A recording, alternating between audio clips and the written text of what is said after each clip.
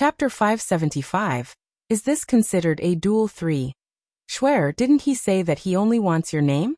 I think he won't dare to cheat. Empty pleaded for Yulin. All right then.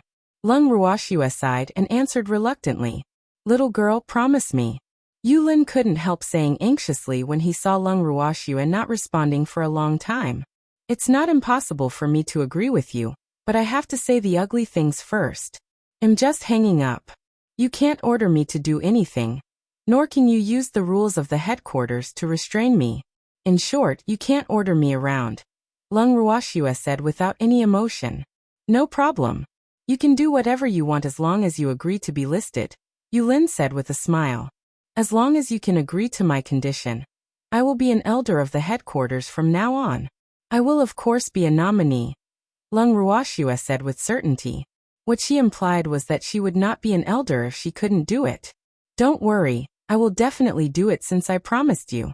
You can still do whatever you want in the future. No one will dare to restrain you, including me. Yulin promised very seriously, and he was even more relieved in his heart. Ooh. He finally settled this little girl.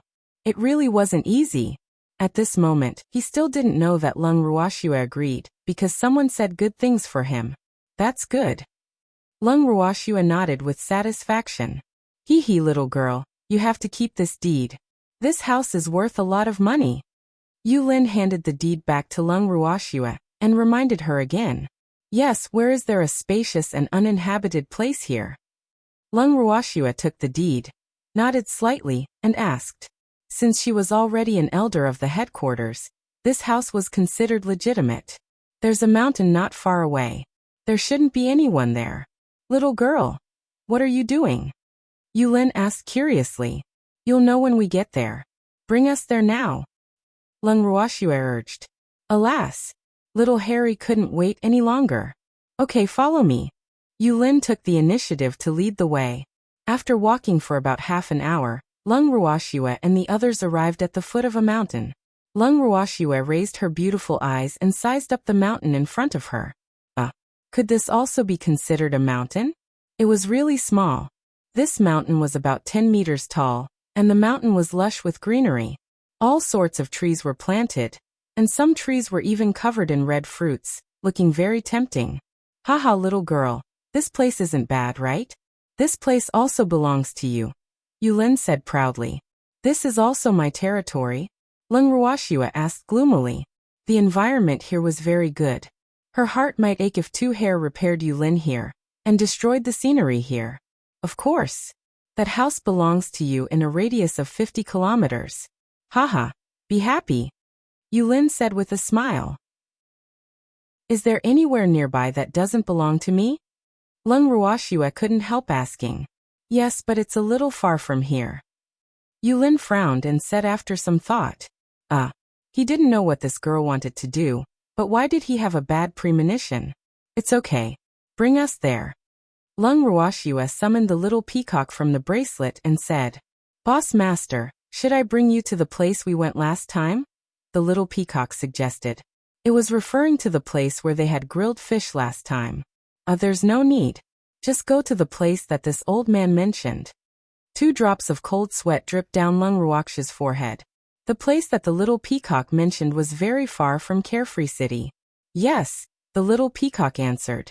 After everyone sat on its back, it raised its wings and flew toward the place Yulin mentioned. Lass, why does it call you Boss Master? Yulin asked in puzzlement after taking off. Because I'm its Boss Master, Lung Ruoxue explained lightly as she leaned in the freak's arms. Then who is its boss? Yulin was a little confused. He felt that his intelligence had fallen sharply when facing this little girl. Its boss is my contract beast. Lung Ruoxue looked at Yulin like he was an idiot. Actually, she deliberately didn't say it clearly. Lass, did anyone tell you that you're a waste? Yulin couldn't help asking after being speechless for a while. How am I wasting? I'm very frugal. Lung Ruoxue said in disapproval. You're frugal? Lass, this little peacock is a level 4 transcendent divine beast, right? Yulin asked. You're a mystic supremacy. Can't you tell? Lung Ruoxue said disdainfully. Of course I can see it. I mean, it's a level 4 transcendent divine beast. Do you know the value of transcendent divine beasts on the boundless heaven continent? Yulin said with some envy, jealousy, and hatred. Ooh, this was a transcendent divine beast.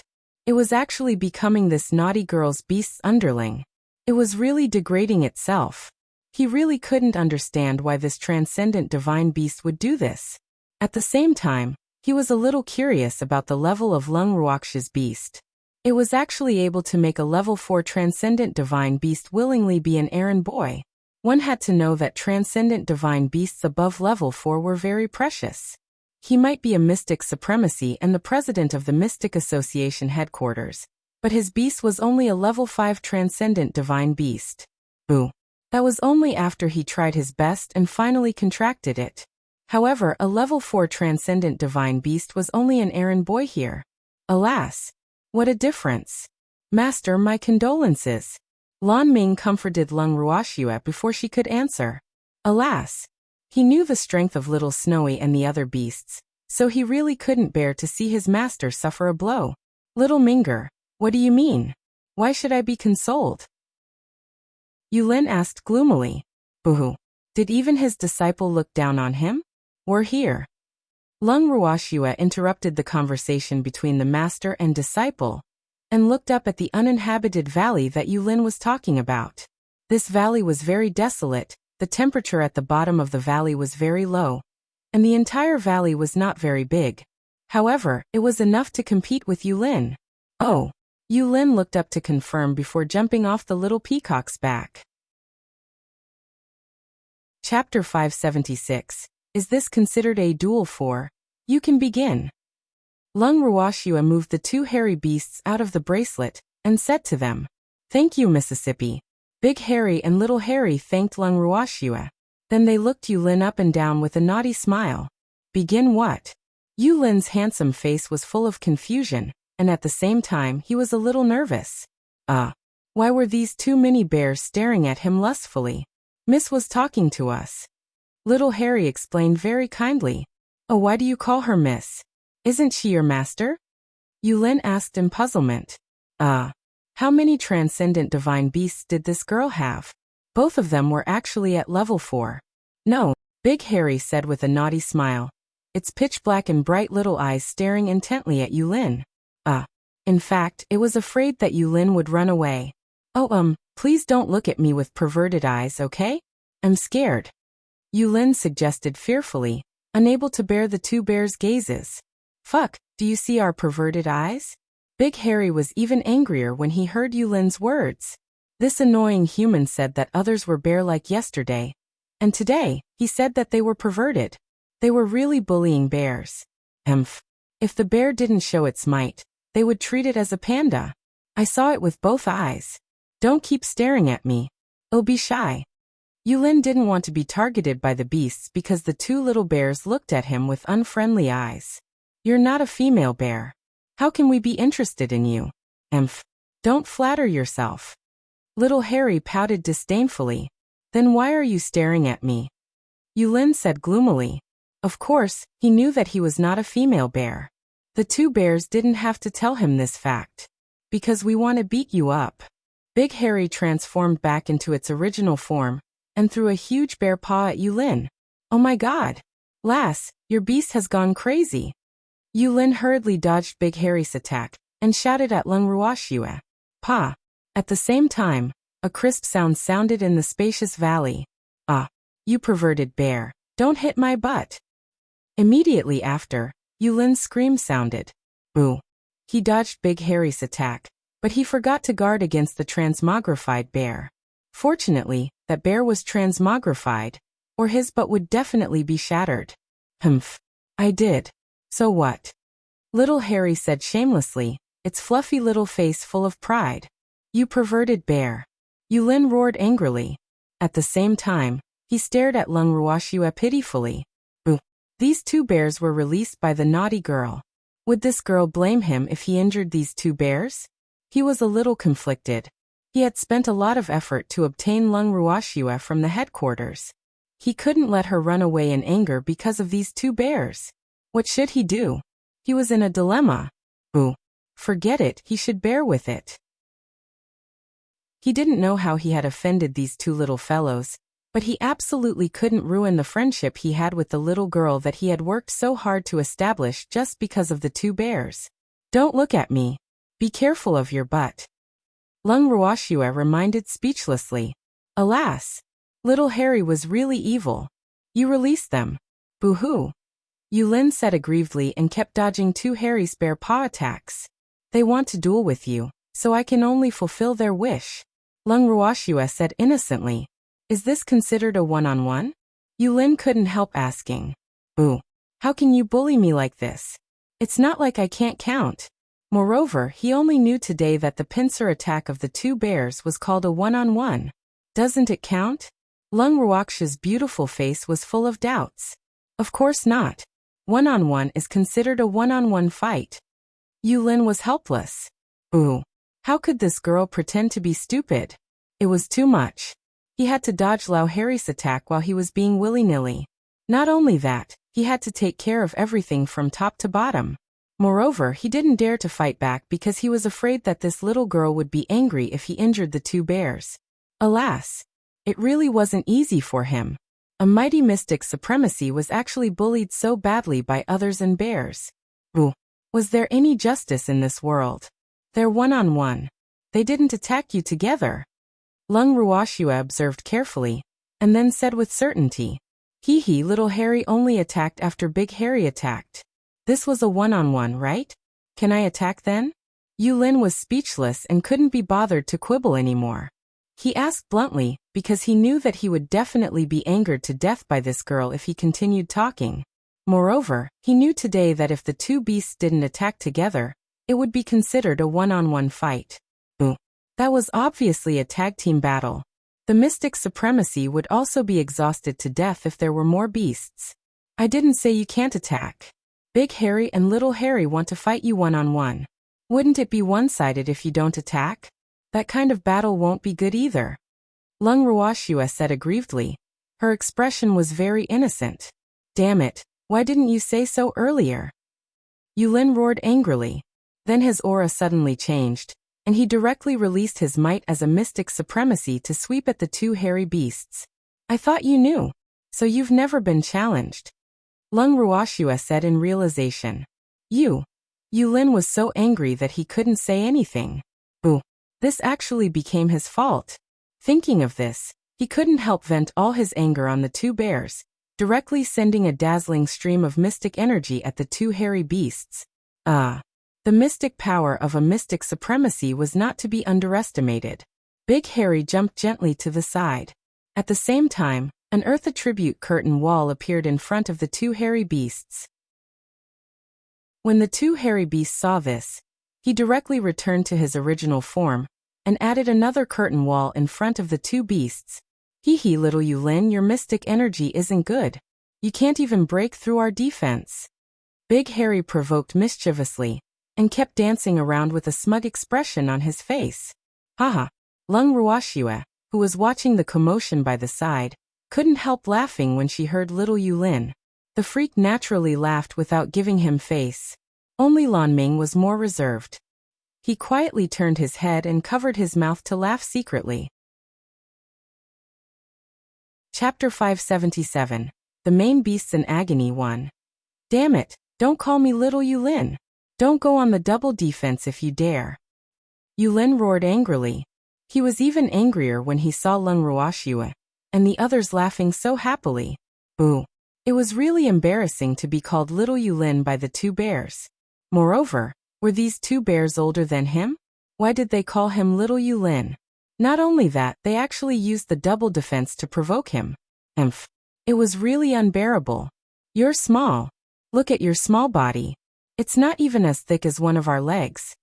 Big Harry raised its thick legs in a show of force. Hee, little Yulin had just reached its knees. That's not because I'm small, it's because you're too big. Yulin was very depressed and quite depressed. Ooh. That girl's bear was really too much of a bully. It actually compared its big thick legs with humans. He didn't believe that there were people who were as big as bears in this world. Little you, so be it. Why be so stubborn? Hurry up and attack. Help me scratch the itch. Little Harry refused to be outdone, looking like it was waiting. Yulin was so angry when he saw two hair wheels provoking him. However, what could he do? The defense of bears was very strong, and they bullied people into having double defense. It would be very difficult to break through the sturdy defense even if he was a mystic supremacy.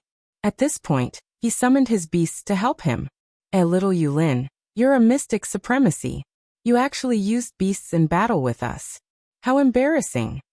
Big Harry looked at the beast that suddenly appeared, about 5 to 6 meters tall, and said with contempt, "That's right. Little Yulin, do you think you can defeat us by getting a little monkey?" Little Harry said confidently, "You two stupid bears, shut up." Yulin's beast roared furiously. Umph. These two bears were really too much. They actually bullied its master. "Miss, this thin monkey is bullying us." The two bears quickly found a backer, and looked at Lung Ruoxua aggrievedly when they saw that they had been scolded. Lung Ruoxua was a little speechless. She didn't expect Yulin's beast to be a golden monkey. With her short understanding of Yulin, Yulin should have found a more beautiful and mighty beast. Why did he get himself a monkey? This monkey might be considered pretty, but it was also a monkey. Last, the battle is only fair now. You can't interfere. Yulin reminded. How could he teach these two bears a lesson if that girl interfered? How is it fair? You are a mystic supremacy, and your beasts are stronger than 20 cents. Why can't I see fairness? Lung Ruoxua said with a calm smile. That's right, what mystic supremacy? It's too embarrassing to find help if you can't beat us. Don't tell others that you're a mystic supremacy in the future. I'm embarrassed for you. Big Harry hurriedly echoed, the contempt on his face becoming stronger and stronger, and he couldn't even be bothered to hide it anymore. Yulin was so angry that he was about to vomit blood. Shouldn't bears be simple and honest? Why were these two so sharp-tongued? Miss, we also request for help. Little Harry pleaded with a naughty smile on its fluffy face. Lung Ruoxua was in a dilemma. She couldn't bear to refuse. If she agreed, Yulin would be the unlucky one. She knew very well the means of her beasts. Miss, the two hairy beasts looked at Lung Ruoxua pitifully, its eyes full of pleading. Alas, all right. Lung Ruoxua had no choice but to move Darling and the other beasts out of the bracelet. Beloved master. Darling immediately jumped into Lung Ruoxua's arms and rubbed against her affectionately as soon as it emerged. Then it came to the middle of the field. Haha, is this little fox the helper your two stupid bears found? It's only a level 9 legendary beast. What can it help you with? The golden monkey laughed hysterically and said with a mocking face. Me too. Me too. The dazzling beasts were unwilling to be ignored and reminded in unison. You're also level 9 legendary beasts. Did you come out to be beaten by me? Haha. The golden monkey laughed and hammered the ground excitedly with one fist. Darling, we've been despised by the damn monkey, Dazzle said helplessly. Okay, it's okay. Well, let it know later that level doesn't mean everything. Darling said very calmly, its fluffy little face full of calmness. It kept looking at the golden monkey, trying to find the weakest place on its body. Haha, this is the first time I've heard that level doesn't mean everything. Then why are we still cultivating? The golden monkey obviously didn't agree with Darling's words. However, it knew after a while that level really didn't mean everything. At least, levels are really nothing in front of these beasts who didn't care about attacking laws. Beasts with low intelligence won't be able to understand our deep words. We will prove it with the truth later. Darling sat on Big Harry's lap, crossed its legs, and said regretfully, Yes, darling, this monkey's intelligence is too low. It definitely won't understand what you're saying, so let's demonstrate it directly. Big Harry suggested. Okay, Big Harry, Little Harry, just deal with little Yulin. Leave this monkey to us. Darling patted its chest with its little paw and said confidently, Okay. The two hairy beasts grinned happily, their faces full of schadenfreude. Yulin and the golden monkey were not as happy as they were. In their hearts, these beasts were really arrogant. Little Snowy, get your beast to show mercy. Lan Ming, who was watching the commotion, pleaded worriedly. Boo. Little Snowy and the other beasts were smart and cunning. Not something that the two bears could compare with. Moreover, he had seen the means of these beasts more than once. They were really too ruthless. His master's tender skin would definitely not be able to take it. Your master is a mystic supremacy, Lung Ruoxue reminded. Alas! Why was little Lon Lon so lacking in confidence in his master? You have a lot of beasts. Moreover, you don't play by the rules. Even a mystic supremacy will suffer. Lan Ming said worriedly. Chapter 578. The main beasts in agony too. Little Lon Lon, you have to have confidence in your master. Otherwise, your master will be unhappy. Lung Ruoxue gave Lan Ming a look, because Yulin was already staring at his disciple. Little Snowy. Lan Ming was unwilling to give up and wanted to say something, but he was interrupted by Lung Ruoxue. Alas! How can our beast be so cute? Lung Ruoxue said with infinite emotion. Darling even cooperated and gave her a flying kiss after hearing what she said. Damn fox. I'll deal with it when I have the chance. Darling's flying kiss provoked the freak, and he couldn't help muttering softly. Freak, what are you talking to yourself about? Lung Ruoxue asked curiously. I wanted to say how can our beasts not be cute? The freak quickly corrected himself. Yes, their beasts are good. Lung Ruoxue agreed. Darling, you have to work hard and teach this monkey a lesson. Lung Ruoxue added. Lass, is this still a duel? Yulin asked angrily when he heard Lung Ruoxue. Yes. They want attack together. Don't worry. Lung Ruoxue comforted very kindly. Yulin couldn't be bothered with Lung Ruoxue's obviously protective and bullying behavior. Little Minger didn't help him either. He couldn't blame that naughty girl, so he could only blame his disciple. Little Yulin, continue fighting. Don't waste everyone's precious time. Big Harry urged with backup. I can admit defeat. Yulin said speechlessly. He really didn't want to fight with beasts with abnormal defense. Levels wouldn't be of much use in such a battle. Of course you can't. Admitting defeat is the behavior of a coward. You are a mystic supremacy, you can't do such an embarrassing thing. Little Harry said with a naughty smile. They wanted to teach Yulin a lesson. How could they let him admit defeat so easily? You are the despising mystic supremacies. What's wrong with mystic supremacies? Mystic supremacies are also humans. Why can't you admit defeat? Yulin said indignantly. Boo. His status in the boundless heaven continent was extraordinary. Even the patriarchs of the three great super families treated him with respect when they saw him. However, he was looked down upon by the two bears today. No way. Mystic supremacy is the strongest powerhouse on the boundless heaven continent. How can others survive if even mystic supremacy admitted defeat in battle? Big Harry said in disapproval. In that case, let's continue. Yulin was helpless. He knew that he had encountered a scoundrel today. Boo. How did he offend these two bears? Okay, this is more like a man. Little Harry, let's go. Big Harry carefully moved Darling, who was sitting on its lap, to the side. Then it rubbed its palms together, and said to Little Harry excitedly, Big brother, let him have a taste of our power, hee. Little Harry smiled evilly and directly threw a huge palm at Yulin. Moreover, this palm was headed for Yulin's butt. You perverted bear. Yulin dodged quickly and dodged Little Harry's attack. He roared angrily. Damn it. Why was this bear targeting his butt? You have a lot of meat there. I'm afraid I'll crush you if I hit other places. Little Harry smiled honestly. Hee, look at how kind it was. Crush me? Do you think I'm made of paper? Yulin's anger surged to the top of his head as he roared with a flushed face. Pretty much. Little Harry looked at its huge bare paw and said with certainty, No human could withstand the might of one palm from their brothers. If those palms really hit little Yulin just now, he would at least be half dead even if he didn't die. However, they would definitely show mercy to little Yulin and the others. I'm so angry. Take this. Yulin didn't want to talk nonsense with them anymore. He directly gathered mystic energy in his hands. Then the majestic green mystic energy formed a huge whirlpool. The whirlpool seemed to have a suction force, bringing sand and stones flying. The golden monkey jumped away from the center of the battlefield as soon as Yulin used his mystic technique to avoid being affected. Others might not be aware of the power of its master's mystic technique, but it was very clear. What a strong wind!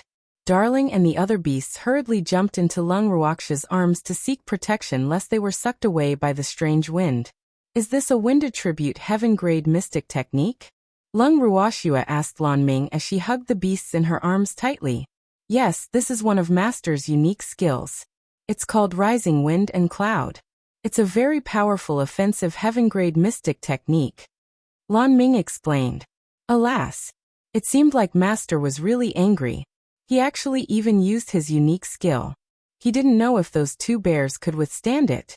Little Snow would definitely go crazy if those two bears were injured. He was really conflicted. It looks pretty powerful. Lung Ruoxia praised. This skill was good. Okay. Lan Ming nodded. Alas, how could it not be powerful? This skill was very difficult. Not even mystic supremacies with the wind attribute could use it. Lung Ruoxia and the others discussed softly by the side, while the two hairy beasts, which were in the whirlpool, also secretly communicated via voice transmission. Big brother, what should we do now? Little Harry asked worriedly. This skill was very powerful. It had yet to really unleash it, but it could already feel the intimidating pressure. It didn't know if the brothers could withstand it if they joined forces. Don't worry. He's a mystic supremacy. Isn't it normal to have powerful mystic techniques? What are you afraid of? We have to be confident in our defense. In Miss Words, we'll deal with whatever comes. So don't be afraid. Even if we can't beat him, there's still Miss, isn't there? Big Harry comforted very calmly. Clearly, it had already treated Lung Ruoxia as its life-saving straw. However, in fact it thought was right. Lung Ruoxia naturally wouldn't watch Yulin kill them. Yes, Big Brother is right. Little Harry composed itself and agreed. Moreover, it added another defense to the two beasts. The mystic energy used to activate such a mystic technique would definitely not be small.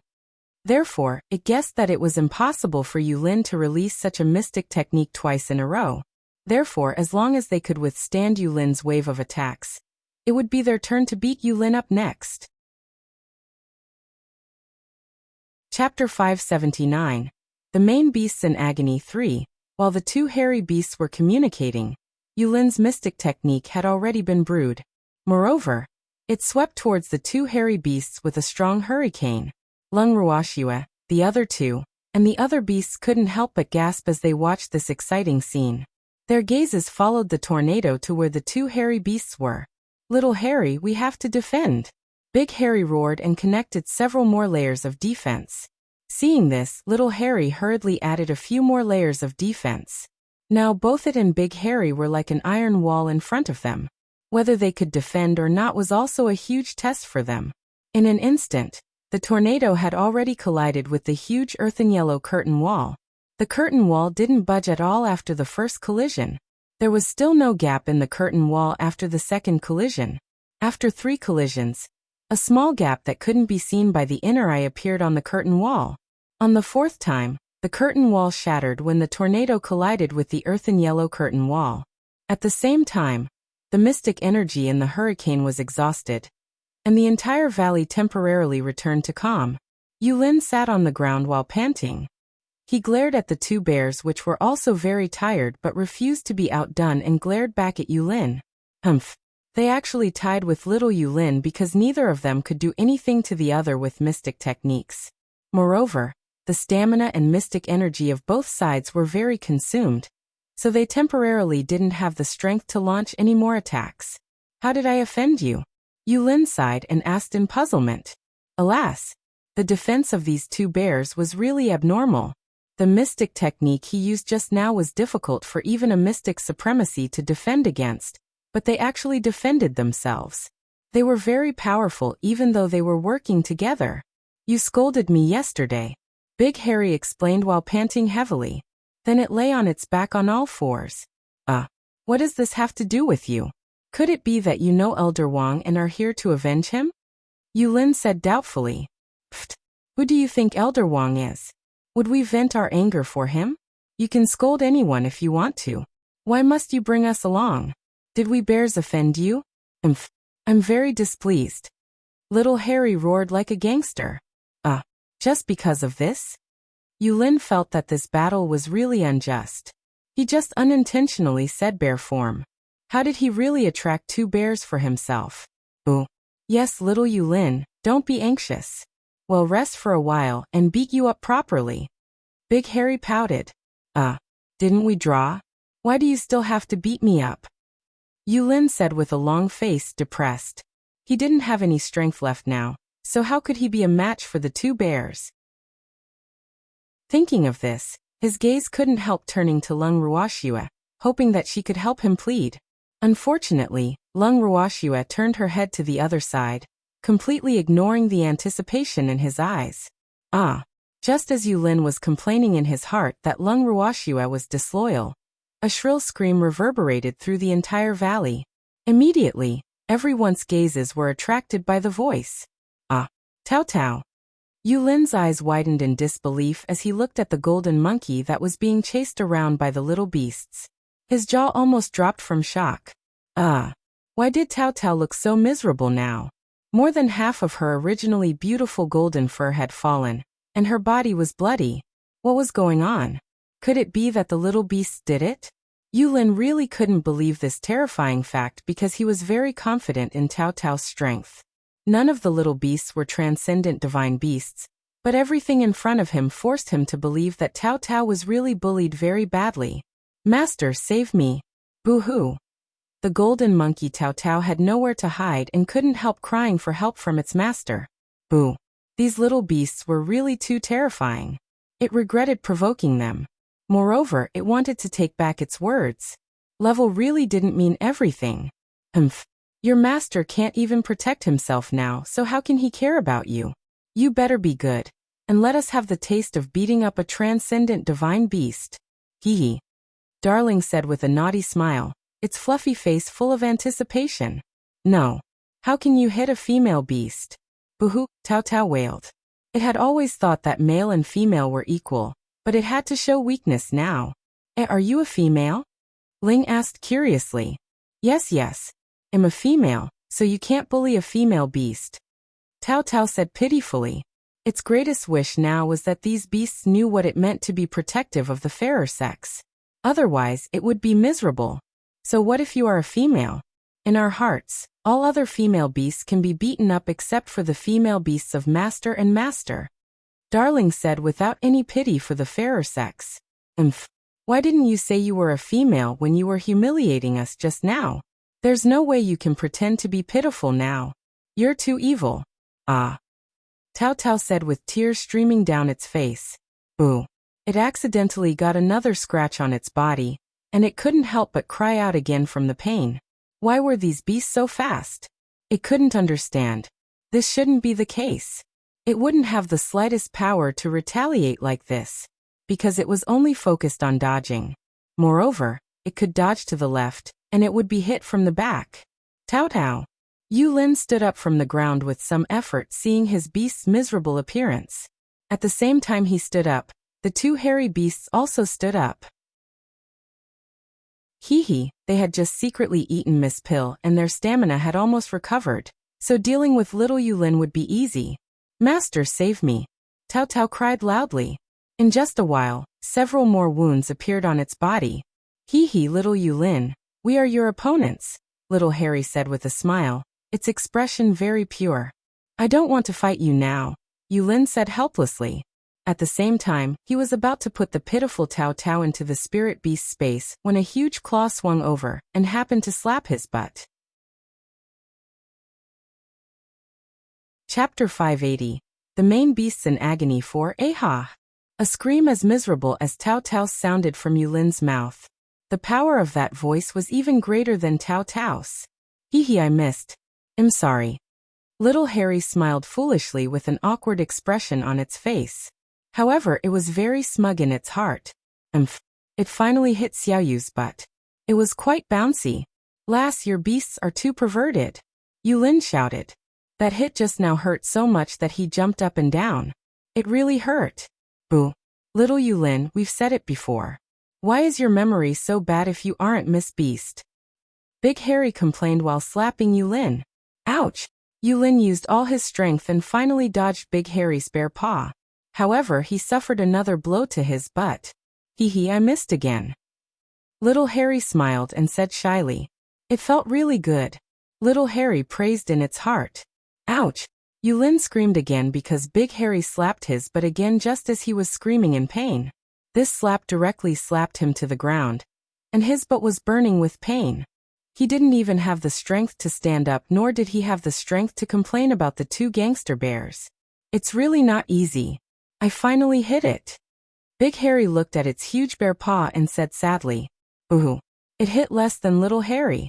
Lung Ruashua, who was not far away, looked speechlessly at the scarred golden monkey, and then at Yulin, who was pretending to be dead on the ground. Her forehead couldn't help but be covered in black lines. To be honest, she now quite pitied this unlucky master and beast. They could have provoked anyone, but they just had to provoke her few united and especially vengeful beasts. Alas! Little Snowy, let them stop. Lan Ming pleaded beside Lung Ruashua. Alas! Poor master and Tao Tao. He really had nothing to help them except pity. Okay, darling Big Harry, stop. Lung Ruashua nodded slightly and said to Darling and the two hairy beasts. Okay, master. Darling answered very obediently. At the same time, it gave Dazzle and the other beasts a look, and they stopped chasing and intercepting the monkey. The two hairy beasts also stopped waving their bare paw at Yulin. Master, we're finally safe. Boo-hoo. Tao Tao hurriedly ran to Yulin's side and cried when she saw that the danger was resolved. Yes. Yulin nodded and hugged Tao Tao while the two beasts cried together. Lung Ruashua didn't know whether to laugh or cry when she saw Yulin and Tao Tao crying. They only suffered some superficial wounds. Did they have to cry like this? Her beasts knew their limits when they attacked, so she watched the commotion with relief. Master here. Lan Ming braced himself and walked to Yulin's side helplessly and handed him 2 pills. You heartless bad disciple. Yulin took the pill, ate one himself, and fed Tao Tao another. Then he roared at Lan Ming angrily. You're full of energy when you scold people. It seems like you're fine. Lung Ruashua and the freak walked over and teased. Nothing? Who said I'm fine? My butt still hurts. Yulin glared at Lung Ruashua angrily. Boo.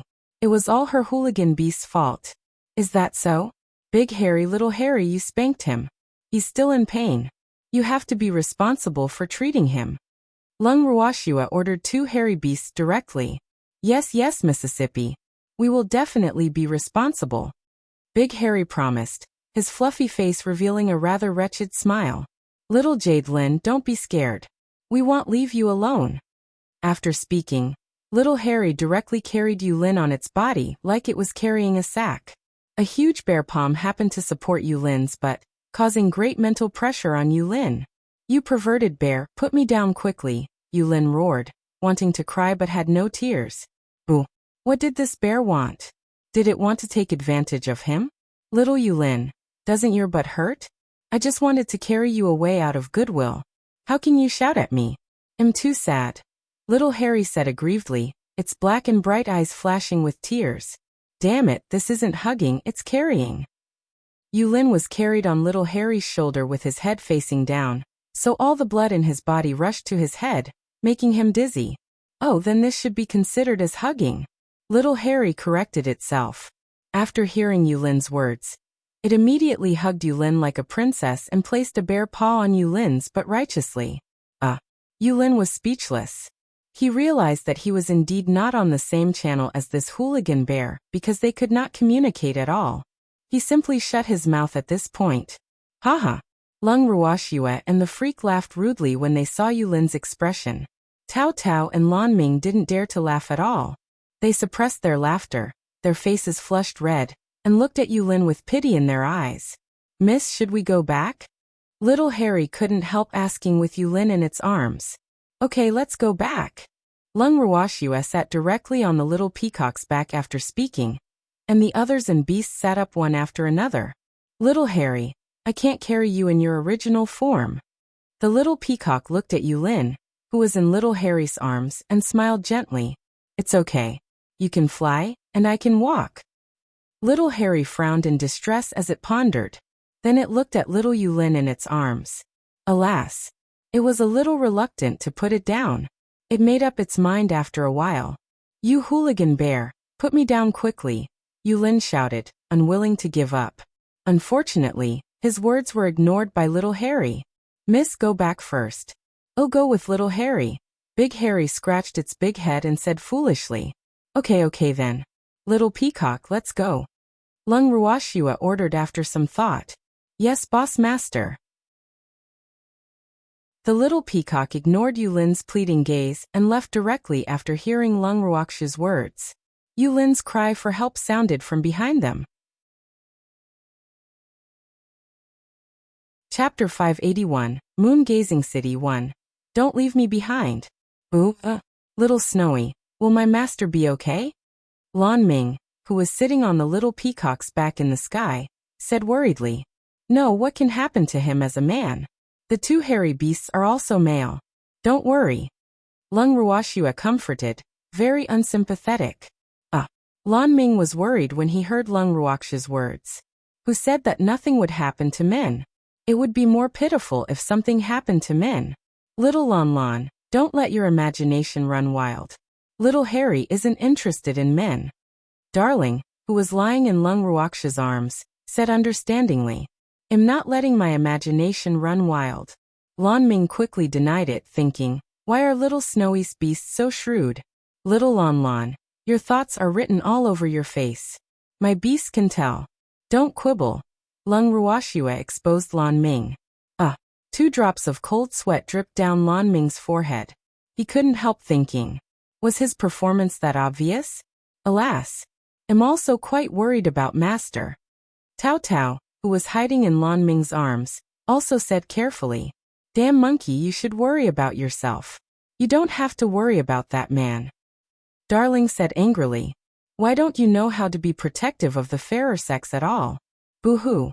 Tao Tao said with tears in her eyes, a little scared. TCH, I won't pity you even if I have to. Darling said disdainfully.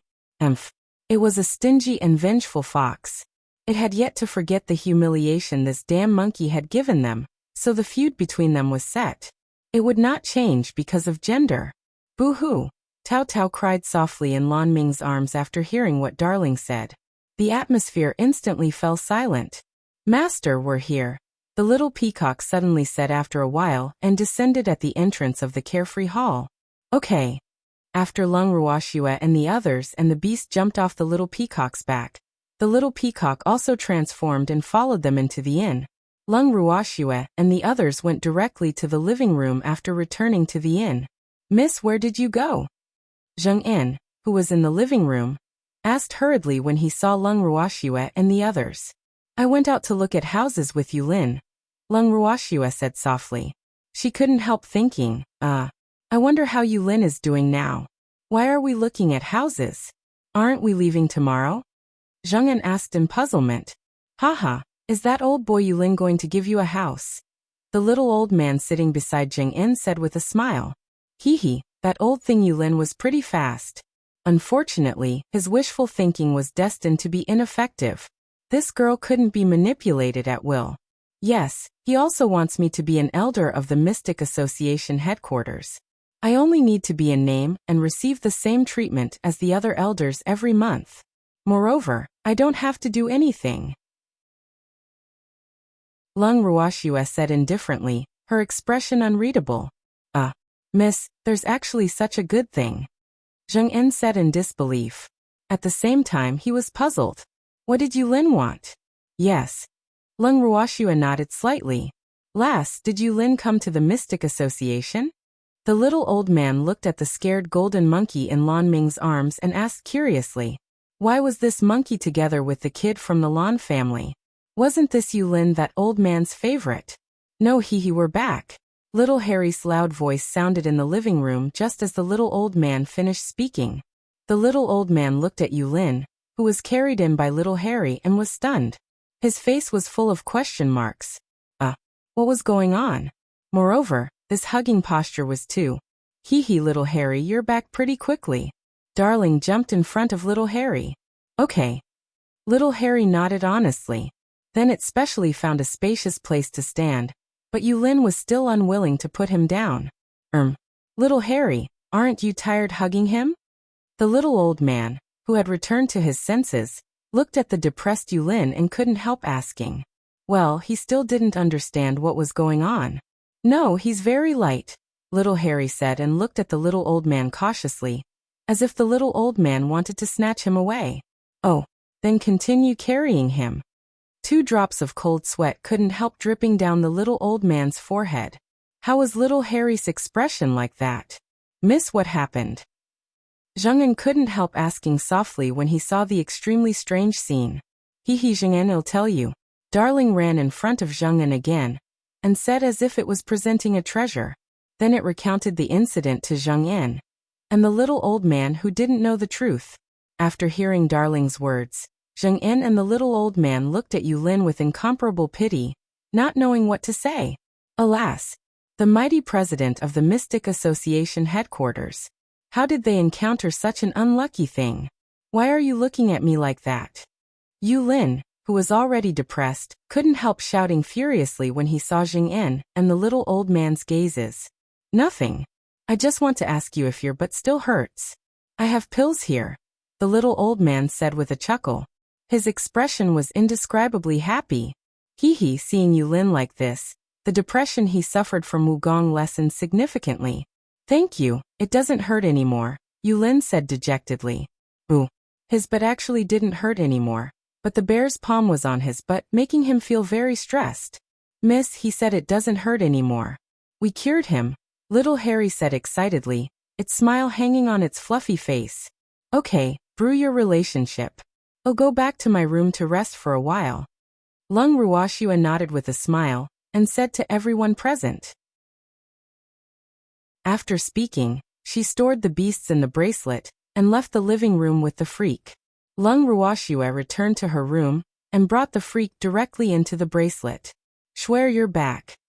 Empty sat on a stone chair in front of the purple bamboo house, and drank tea while looking at the two of them with a smile. Yes.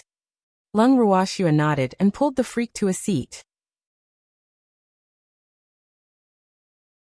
Chapter 582, Moon-Gazing City 2. Swear, where are we going tomorrow? Empty asked curiously. He didn't know where to go even though he had decided to leave tomorrow. Let's go back to Myriad Mountain City first tomorrow, and then go to the Boundless Heaven continent to train, Lung Ruoxua said after some thought. In fact, she hadn't thought too much about where to go now. She could go wherever she wanted. She could train wherever she went anyway. What do you intend to do with Chengwu and the others? Empty asked. They should stay in Myriad Mountain City. They can stay in Carefree City if they want. Didn't Yulin give us a house? It's big enough for them to stay in. Lung Ruoxua said. What I mean is that they might want to follow you. Seeing that Swear didn't understand what he meant, he had to put it bluntly. I'm going to train. There's no need to do anything by myself with them following me. What's the point of training then? Lung Ruoxua said helplessly. In fact, she had considered this problem before. She thought that Chengwu and the others might request to follow her, but she didn't intend to bring them along to train. In fact, I think it's not impossible to bring them along. It's just that it will be inconvenient for us to enter the space if that's the case. Empty said after some thought. It would be much safer to bring those people on the road. However, it might also be, as Schwerer said, the effects of training would be much worse. Tell me more. Lung Ruoxua said helplessly. Okay, Schwerer, rest early today. We have to travel tomorrow. Empty reminded her. Okay, well, go and rest first, Lung Ruoxua said. Then she stood up and pulled the freak back to the purple bamboo hut. The next day, at the entrance of the Carefree City. Little Snowy, where are you going? Lan Ming looked at Lung Ruoxua and the others reluctantly. We returned to Myriad Mountain City first, and then went for training, Lung Ruoxua explained. Oh. Lan Ming answered gloomily and then fell silent. Little Lan Lan, why are you acting like this? It's not like we won't see you again. Icy, who was lying in Lung Ruoxia's arms, couldn't take it anymore. How am I? Lan Ming hurriedly denied, his handsome face slightly red. Little Lan Lan, farewell. Lung Ruoxue said calmly. Alas! She really didn't know what to say when she saw Lan Ming's appearance. Yes, I'll look for you when I have time, Lan Ming said after some thought. In fact, he also needed to train. However, his master was throwing a tantrum now and forbade him from leaving. Alas! Lung Ruoxue nodded slightly and stopped talking lest she became sad. Hee, little Yulin, don't miss us. After a long silence, little Harry's loud voice suddenly sounded, breaking the silence. I won't miss you, Yulin said through gritted teeth. Boo. He was too ashamed to face anyone now because many people had seen him when he was carried back by little Harry yesterday. Now everyone was looking at him strangely, making him uncomfortable all over. But we will miss you, especially your bouncy little butt, little Harry said with a wretched smile. Damn it, stop having ideas about my butt, Yulin said fiercely. So what if I hit you? Come and bite me. Little Harry provoked and winked at Yulin. Yulin took a deep breath and composed himself. He decided to ignore the two hooligans. Alas! They were from different channels and couldn't communicate. Everyone present couldn't help turning their heads to snicker after hearing their conversation. Of course, this was all to give Yulin some face. Lass, it's getting late. Leave quickly. Yulin flew into a rage out of humiliation and began to chase them away. He didn't want to see these people for the time being. Boo-hoo. Because it would remind him of the sad incident yesterday. It's still early. There's no hurry. Lung Ruoxue smiled evilly and pretended to be stupid. It's getting late. Let's go quickly. Otherwise you will be sleeping outdoors tonight, Yulin urged. Alas! Seems like we're unwelcome people. In that case, let's go. Lung Ruoxue sighed and said to everyone aggrievedly. Miss, let's go then. Little Harry transformed into a bear with Big Harry, and jumped onto the little peacock's back first. Then it reluctantly turned to look at Yulin. Okay, let's go. Lung Ruoxue sat on the little peacock's back after speaking. Master, let's go. The little peacock said to Lung Ruoxue, seeing that everyone had already sat down. Okay. Lung Ruoxue nodded. The little peacock flapped its wings gently and slowly flew into the sky until it became a small black dot that disappeared from Lan Ming and Yulin's sight. Little Yulin, we will come back for you. Don't forget us. Lan Ming and Yulin were about to turn around and walk back when little Harry's loud voice sounded from the sky, scaring Yulin to the ground. Master, are you okay? Lan Ming hurriedly went forward to help his master up and couldn't help but sigh in his heart. Alas! 2 Cents' power was really great. It seemed like they had already caused serious mental trauma to his master. Poor master. It's okay, little Minger. Let's go back to the Mystic Association headquarters quickly. Oh right, quickly send a notice after we go back that bears of any breed are prohibited from entering this city. People in Carefree City are also not allowed to talk about topics related to bears. They are not even allowed to mention the word bear. Otherwise, they will be expelled from the city. Yulin ordered directly. He really didn't want to see any bears anymore. He didn't even want to hear the word bear anymore. Master, this isn't too good, right? What about Big Harry and Little Harry? They belong to Little Snowy. Little Snowy will definitely be angry if it finds out that you don't allow them to enter the city, Lan Ming said with a troubled face. Alas! Master's order was really too difficult. One had to know that many mystics used bears as contract beasts. By not letting bears enter the city, I mean not letting them wander outside. Those with masters have to stay in the spirit beast space, Yulin explained. He just didn't want to see nor hear about bears. It wasn't that he didn't allow bears with masters to enter the city. Chapter 583, Moon-Gazing City 3? Oh, I understand, Lan Ming answered, and the master and disciple returned to Carefree City together. From then on, there was another ridiculous order in Carefree City. People who knew the truth couldn't help laughing happily whenever they thought of the reason for this order. Half a month later, in the evening, Lung Ruoxue and the others returned to Myriad Mountain City. Miss, you're back. The head butler, who was cleaning the yard on the back mountain where Lung Ruoxue was staying, immediately shouted happily when he saw the little peacock landing in the yard. Boo! Miss and the others had left for almost 2 months. They were finally back. If they hadn't returned, he would have gone to Carefree City to look for them. Yes, head butler, you've worked hard. Lung Ruoxue looked at Wang Long, who was helping them clean up the yard, jumped down from the little peacock's back and said, "Not at all, Mississippi, you're finally back. I missed you so much," the head butler said excitedly.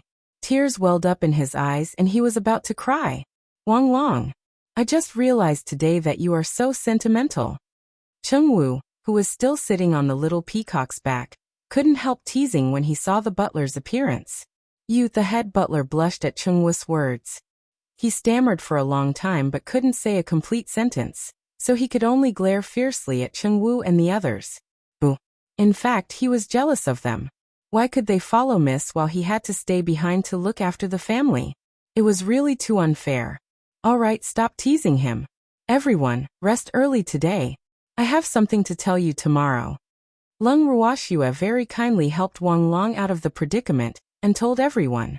Yes, Cheng Wu and the others hurriedly answered and jumped down from Little Peacock's back. However, they looked at Lung Ruoxue anxiously and expectantly after coming down. "Miss, what's the matter? Tell me now, or I won't be able to sleep." Song Di mustered his courage and asked, seeing that no one dared to speak. His miss words made them very uneasy. "You will know tomorrow. Go and rest now," Lung Ruoxue said helplessly. Alas! When did these people become so impatient? "Miss, I don't need to rest. Tell me first," the head butler said carefully. "But I have to rest. I'm tired from flying for so long." "Grandpa, do as you please," Lung Ruoxue said calmly. After speaking, she directly pulled the freak back to her room. In the room, the freak gently hugged Lung Ruoxue's slender waist and hugged her in his arms. He said softly, "Schwer, you're so naughty. You deliberately whetted their appetite." "There's nothing I can do. I'm really tired," Lung Ruoxue said innocently. Yes. Schwer, let's rest early then," the freak hurriedly said. There were more and more light bulbs around him, and he and Schwer spent less and less time alone together. He freak, bully me," Lung Ruoxue said with a naughty smile. Alas! There were too many things happening recently, and she didn't have time to bully the freak. "Schwer, then you have to be gentler." The freak lay directly on the bed cooperatively, and looked at Lung Ruoxue expectantly. Yes. Don't worry, I will definitely be gentle." Lung Ruoxue's soft hand caressed the freak's chest after speaking. It felt really good." "Schwer, are you just touching me?" the freak said with great dissatisfaction, as if his body was on fire. "Of course." Lung Ruoxue pretended to be stupid mischievously. The freak looked so cute now. Moreover, it made her want to bully him. "Schwer, this won't do. At least." The freak pulled Lung Ruoxue's head down and kissed her pink and alluring lips after speaking. "Yes.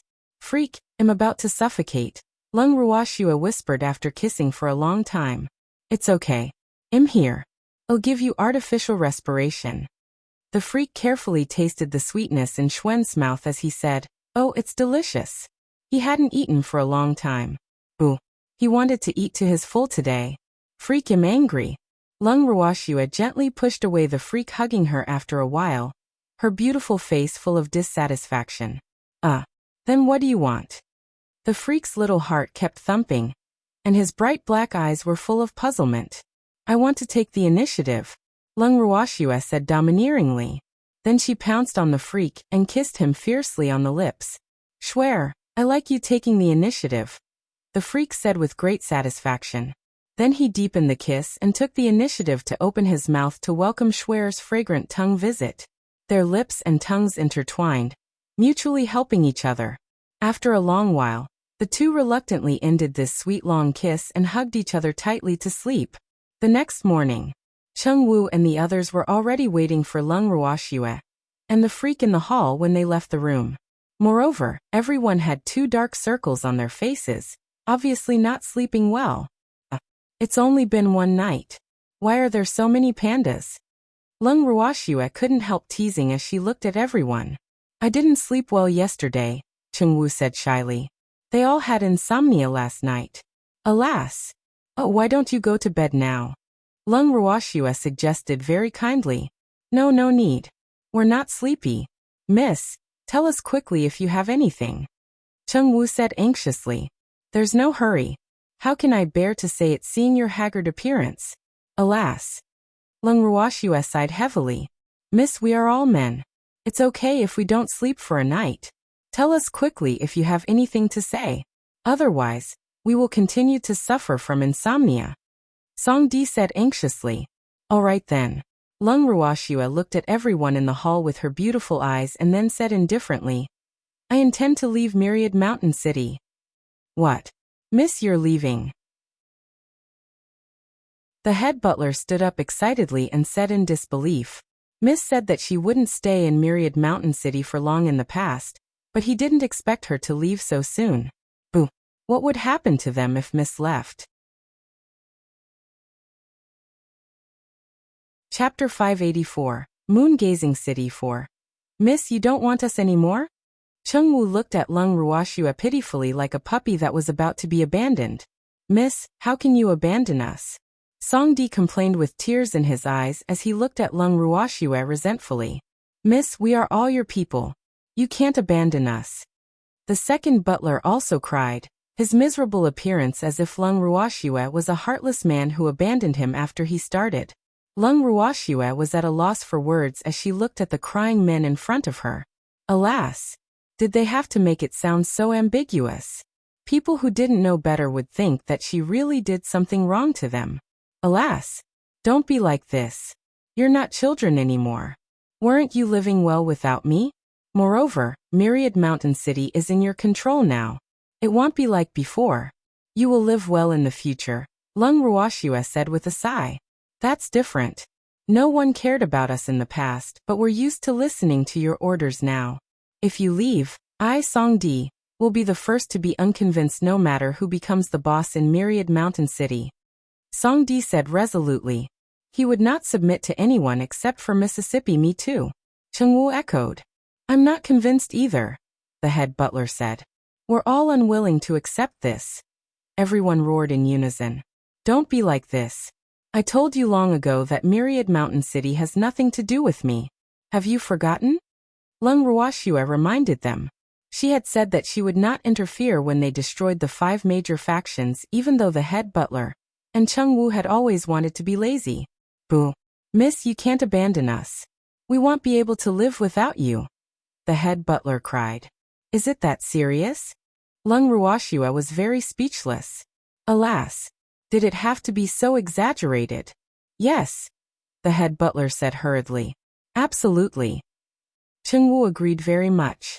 I am going to Myriad Mountain City to train. I didn't say I won't be coming back in the future. Lung Ruoxue had no choice but to use a stalling tactic.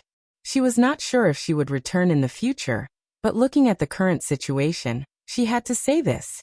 Moreover, she had some feelings for these people after being together for so long, so she didn't want them to be too sad because of her departure. Training. Will you come back? Everyone was stunned. Could they have misunderstood Miss? Miss, where are you going to train? Chengwu asked very cautiously. Not sure yet. Wherever we go counts. Lung Ruoxue said.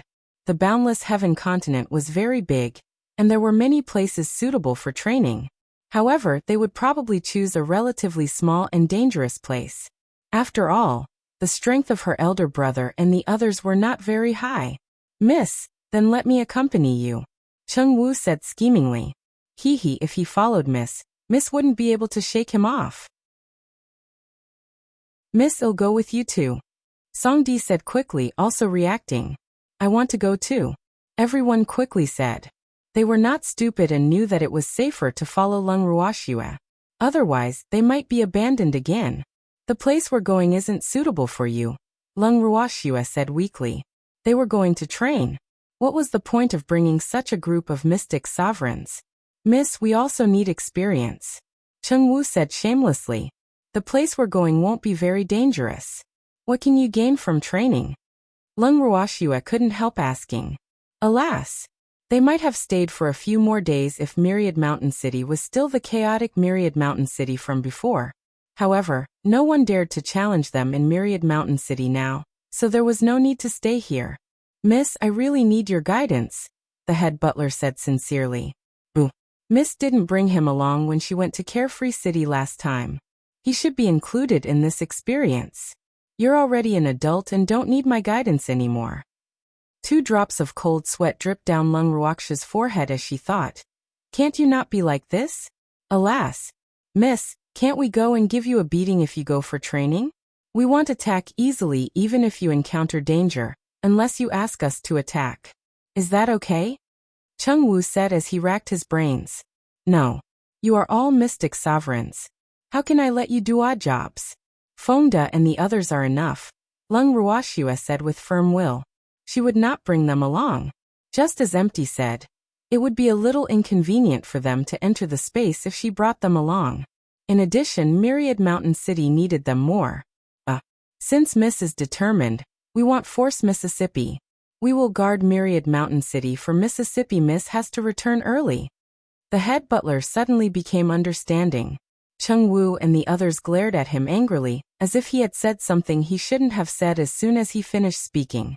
Miss, we'll take our leave first, the head butler said and pulled Cheng Wu and the others out of the hall. Lass, are you really not bringing them along? The little old man, who was sitting in the hall without saying a word after the main butler and the others left, asked a little reluctantly. Alas! Lass was still amazing. She had subdued such a group of loyal subordinates not long after coming to Myriad Mountain City. Yes, they are more suitable staying here, Lung Ruoxue said. Alas! In fact, she was relatively satisfied with Cheng Wu and the others after interacting with them for the past few days. However, she couldn't bring them along because Myriad Mountain City needed them more. It was impossible for Lung Ruoxue to take all these people from Myriad Mountain City, and Cheng Wu and the others were the pillars of Myriad Mountain City. If she took them away, Myriad Mountain City would become an empty shell. This way, other forces would quickly snatch Myriad Mountain City, and everything they had done previously would be in vain. Yes, Myriad Mountain City really can't do without them now. The little old man knew the situation in Myriad Mountain City better than anyone, so he agreed with Lung Ruoxue. Chapter 585, Moon-Gazing City 5. Miss, when are we leaving? Zheng En asked. In fact, he could understand Zheng En and the others' feelings very well. Moreover, he was very glad to be able to follow Miss. The day after tomorrow, Lung Ruoxue said after some thought. There were some things she needed to explain. Miss, I'll go see if there's anything to prepare, Zheng En said. Then he stood up and left the hall. Yes, Grandpa, do you intend to travel with us or stay in Myriad Mountain City? Lung Ruoxue nodded, and then turned to ask the little old man. Lass, of course I'm leaving with you. Do you want to abandon me too? The little old man asked pitifully with a bitter face. How can that be? Lung Ruoxue's forehead was full of black lines. She thought, Grandpa, why are you like this too? The little old man is Zheng En's master, so she can't not bring him along even if she wants to. That's good. Boo-hoo, the little old man said with a sigh of relief. Grandpa, let's set off the day after tomorrow. Do you have anything to prepare? Lung Ruoxue asked. No, I've always brought all my belongings with me. I can go wherever I want. The little old man explained. In fact, no powerhouse like them would stay in one place for too long. Therefore, many people would bring everything with them even if they had a fixed residence. Oh, Grandpa, have a good rest for the next 2 days, Lung Ruoxue reminded. There wouldn't be much time to rest after going out for training. Yes. Lass, don't worry about me. I'll take care of myself, the little old man promised. Okay, Grandpa, let's take a walk outside. Lung Ruoxue nodded slightly and left the hall with the freak. After Lung Ruoxue and the freak left the hall, they didn't disturb anyone. They quietly left their residence and arrived at the inner city of Myriad Mountain City. Walking on the streets of the inner city, Lung Ruoxue looked at the bazaar, which was obviously much more lively than before, and was very satisfied with the current situation. She knew that this was all the credit of the head butler and the others because they really treated Myriad Mountain City as their home. Schwer, where are we going? The freak couldn't help asking curiously when he saw that Schwer only looked around without any destination. We're not going anywhere. Freak, we can go back, Lung Ruoxua said with a light smile. So soon? The freak said in disbelief. Yes, I've seen everything I want to know, Lung Ruoxua said with a smile. Then let's go back, the freak said. A good man listened to his wife. Lung Ruoxua nodded, and then summoned the little peacock. The two of them sat on the little peacock's back, and returned to their residence in the back mountain. Miss, you went out? Zheng En said in surprise when he saw the little peacock landing in front of him in the yard. Yes, I went out for a walk. Zheng En, get the head butler to see me. Lung Ruoxua jumped down from the little peacock's back, and ordered directly while pulling the freak into the hall. Yes, Zheng En answered and left. After a while, the head butler came to the hall with Zheng En. Miss, what's the matter? The head butler asked curiously when he saw Lung Ruoxua sitting in the hall. Head butler, we'll leave the day after tomorrow. I have something to tell you before we leave, Lung Ruoxua said bluntly. Miss, please instruct me, the head butler said very respectfully. Everything I want to say is in this letter. Open it after I leave. In addition, distribute the things in here to Cheng Wu and the others. Lung Ruoxua gave him a storage ring after handing him a letter. Yes, Mississippi. Is there anything else? The head butler asked. Not for now, Lung Ruoxua said after some thought. What she wanted to say had been written in the letter just now, so there was nothing else to say. Then I'll take my leave first, the head butler said hurriedly. Okay. Lung Ruoxua nodded. Schwer, don't you think that the head butler is a little strange? The freak sensed the urgency in the head butler's departure, and asked in puzzlement. Really? Freak, are you thinking too much? Lung Ruoxua said nonchalantly. Maybe, the freak said doubtfully. Zheng An, hold a farewell banquet tonight. I'll send Fengda and the others to you later. This will be kept secret for now. Lung Ruoxua thought for a while and said to Zheng En, alas. Perhaps it was because she was leaving. She was actually a little sad. Yes, miss, Zheng En answered happily. He hadn't known Cheng Wu and the others for long, but they got along very well. Moreover, Cheng Wu and the others specially went to Carefree City to save him, so he was very grateful to Cheng Wu and the others. Then, with a thought, Lung Ruoxua moved Fengda, the others, and the beasts out of the bracelet. Miss, leave the farewell banquet tonight to us. Fengda immediately said to Lung Ruoxua as soon as he emerged. They had heard what Miss said in the space just now, and Qingju had brought them a lot of food. Okay, prepare a sumptuous meal. Tell me directly if you need anything, Lung Ruoxua ordered. Hee miss, just leave it to us. Fengda patted his chest and promised. Okay. After preparing for nearly an afternoon, Fengda and the others finally prepared the farewell banquet. Zheng En took the initiative to invite the main butler, and the others after preparing. Zheng En, why is Miss looking for us again? The head butler beside Zheng En asked in bewilderment. Miss is leaving, of course she wants to talk to you. Why? Are you unwilling to come?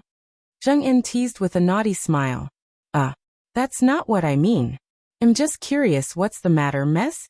The head butler hurriedly explained. Ooh. How could Zheng En wrong him? How wronged would he be if misheard and misunderstood? You'll know when we get there, Zheng En said mysteriously. Chapter 586, Moon-Gazing City 6. Don't. Why don't you reveal a little to us first? I'm nervous if you continue like this, the head butler said pitifully. I don't know either, haha. Zheng En couldn't help laughing out loud seeing the head butler's little wife-like appearance. Everyone had already arrived at the yard where Lung Ruoxua and the others were staying. Cheng Wu and the others were dumbfounded when they saw the table in the yard and the food on it. What did this mean? What is this? The head butler asked foolishly after reacting. Food, head butler. Don't tell me you don't even recognize food anymore, Fengda teased with a smile. I know him, the head butler said shyly. Ooh, how embarrassing. Then quickly take a seat. I'll go get Miss, Fengda said not far away and left after speaking. Okay, take a seat quickly. Miss specially prepared this for you, Zheng urged. However, no one sat down. Instead, they looked at Zheng pitifully. What are you doing? There's no banquet that won't end. Calm down. Zheng almost lost his composure in the face of everyone's gazes. Everyone take a seat. This is Miss' token of appreciation. After a while, Cheng Wu sighed softly and was the first to sit down. Then Song Di and the others sat down one after another. When Leng Ruoxue and the freak walked out of the room, they saw Cheng Wu and the others sitting in chairs with worried expressions on their faces. Don't be like this, okay? Leng Ruoxue and the freak found a seat and sat down, saying with some dissatisfaction. Alas! Did they have to make her uncomfortable too? Miss, what banquet is this? Cheng Wu asked fearfully. Hopefully, it was not a farewell banquet. Miss, as the saying goes, there are no good banquets. Just say it directly. We can bear it. The head butler said with a face as though he was facing death. You're thinking too much. We're leaving the day after tomorrow. Can't I treat you to a meal before we leave? 2 drops of cold sweat dripped down Leng Ruoxue's forehead as she said, not knowing whether to laugh or cry. Alas! She really couldn't say the words farewell banquet seeing them like this. Miss didn't treat us to a meal the last time she went to Carefree City. The head butler said doubtfully. This meal was definitely abnormal. The last time we went was short, but this time is uncertain. Leng Ruoxue said very patiently. Miss, we really don't want to eat this meal, Song Di said weakly.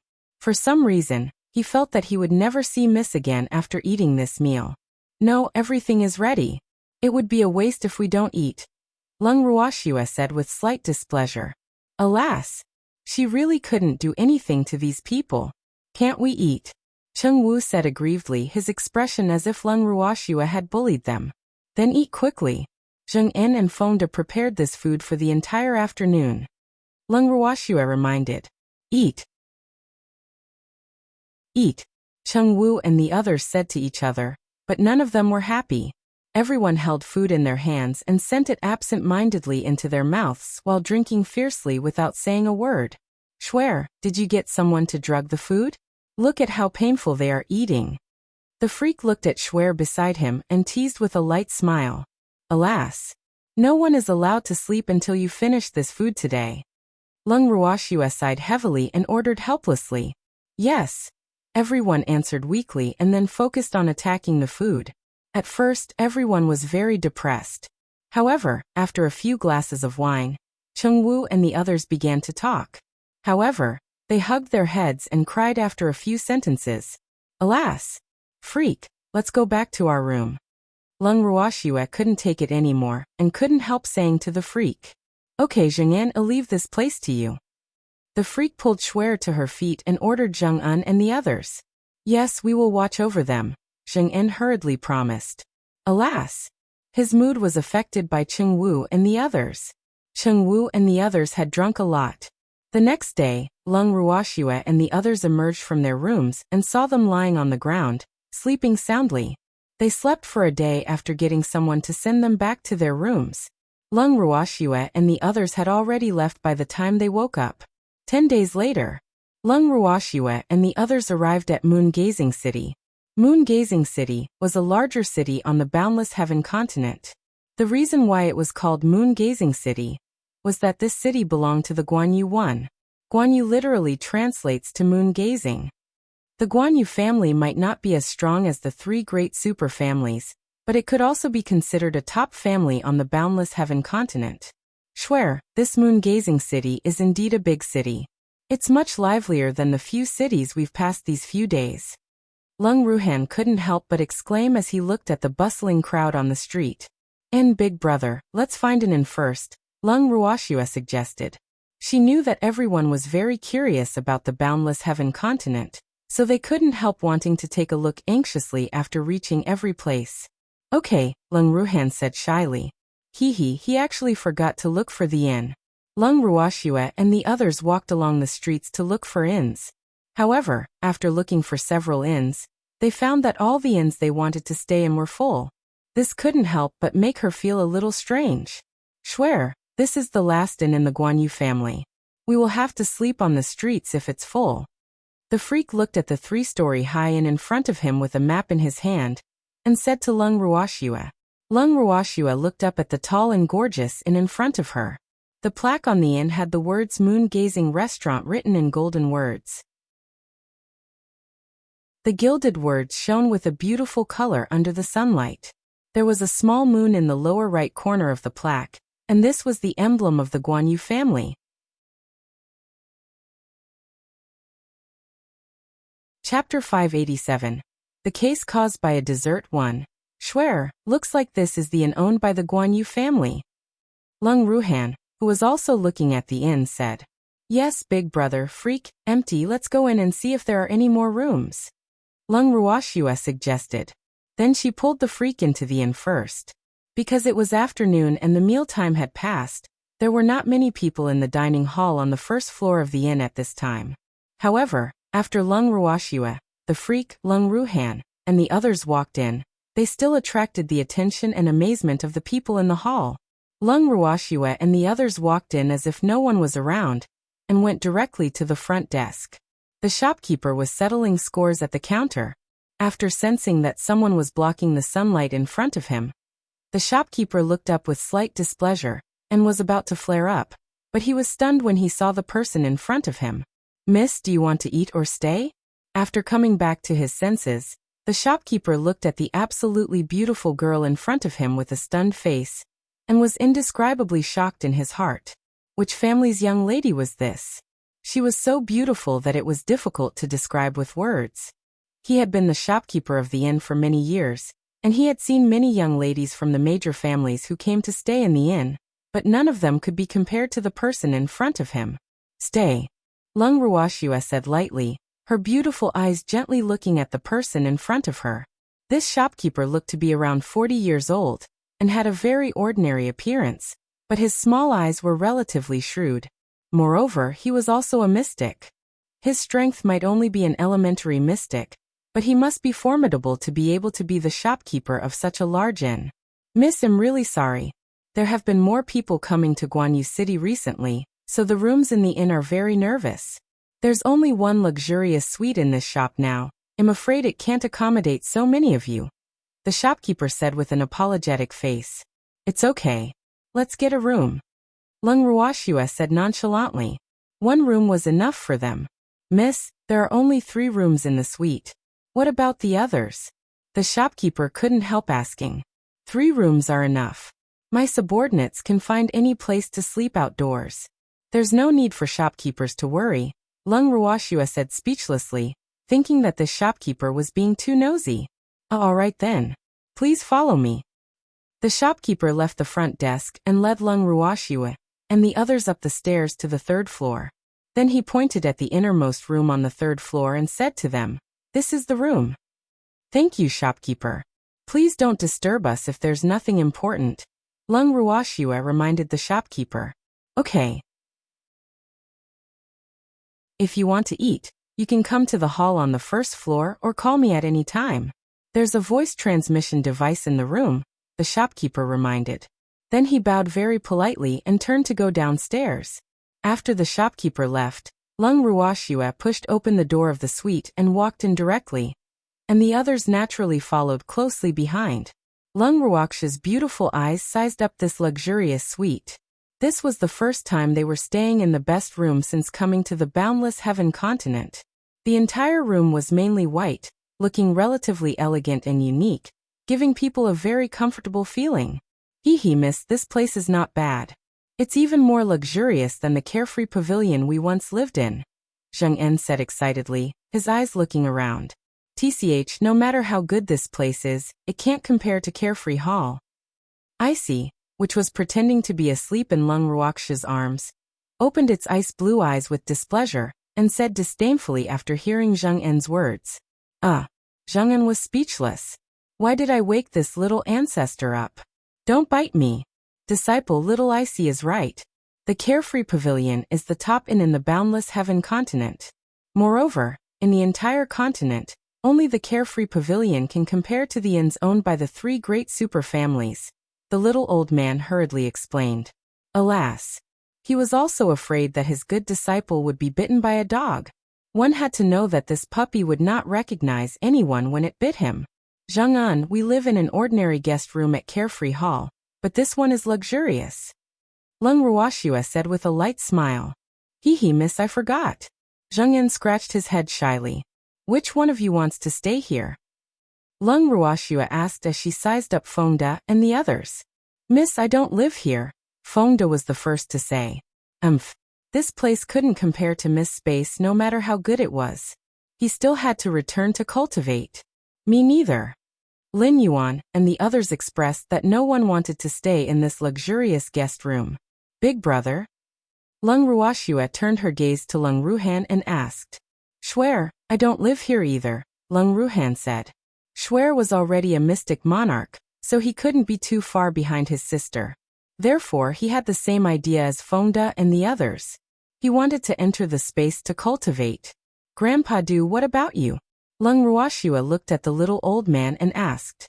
She had already brought the little old man into the space after leaving Myriad Mountain City.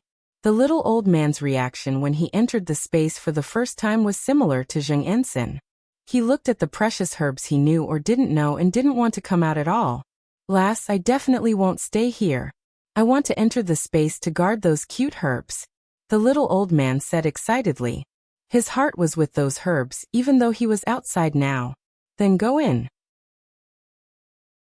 The freak and Empty will stay outside, Lung Ruoxue said helplessly.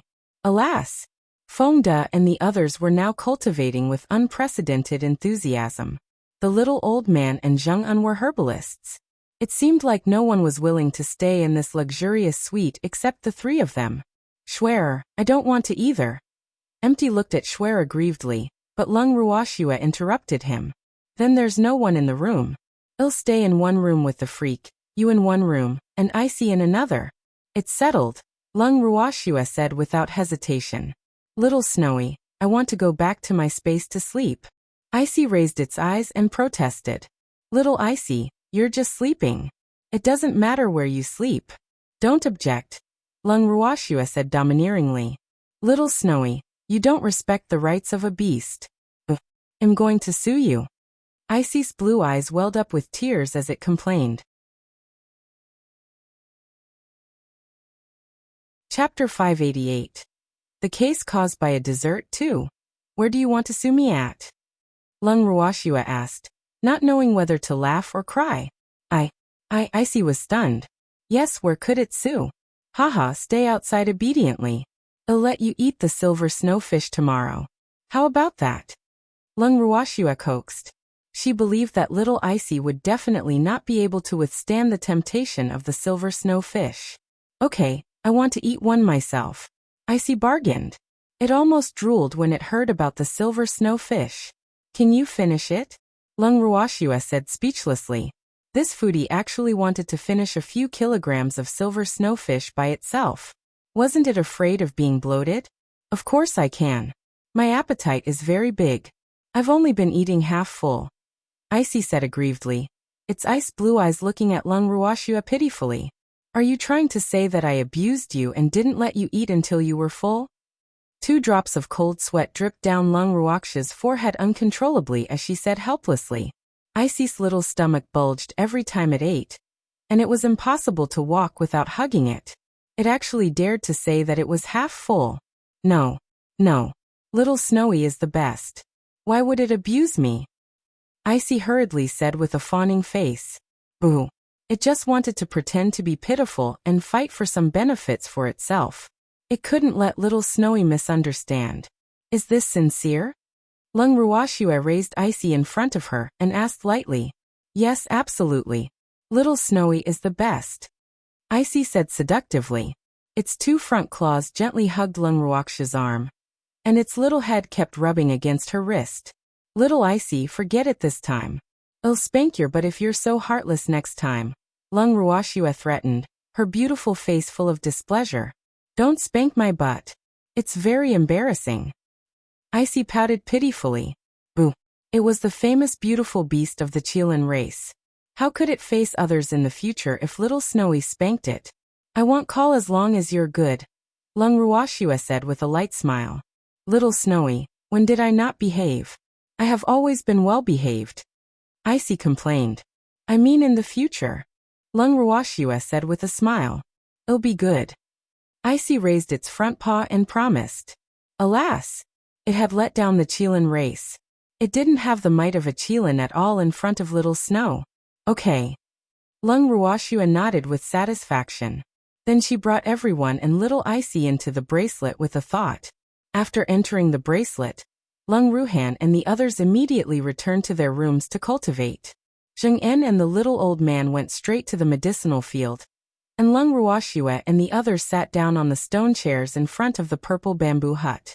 Schwer, let's take a walk on the streets of Moon-Gazing City later. Empty suggested. Okay.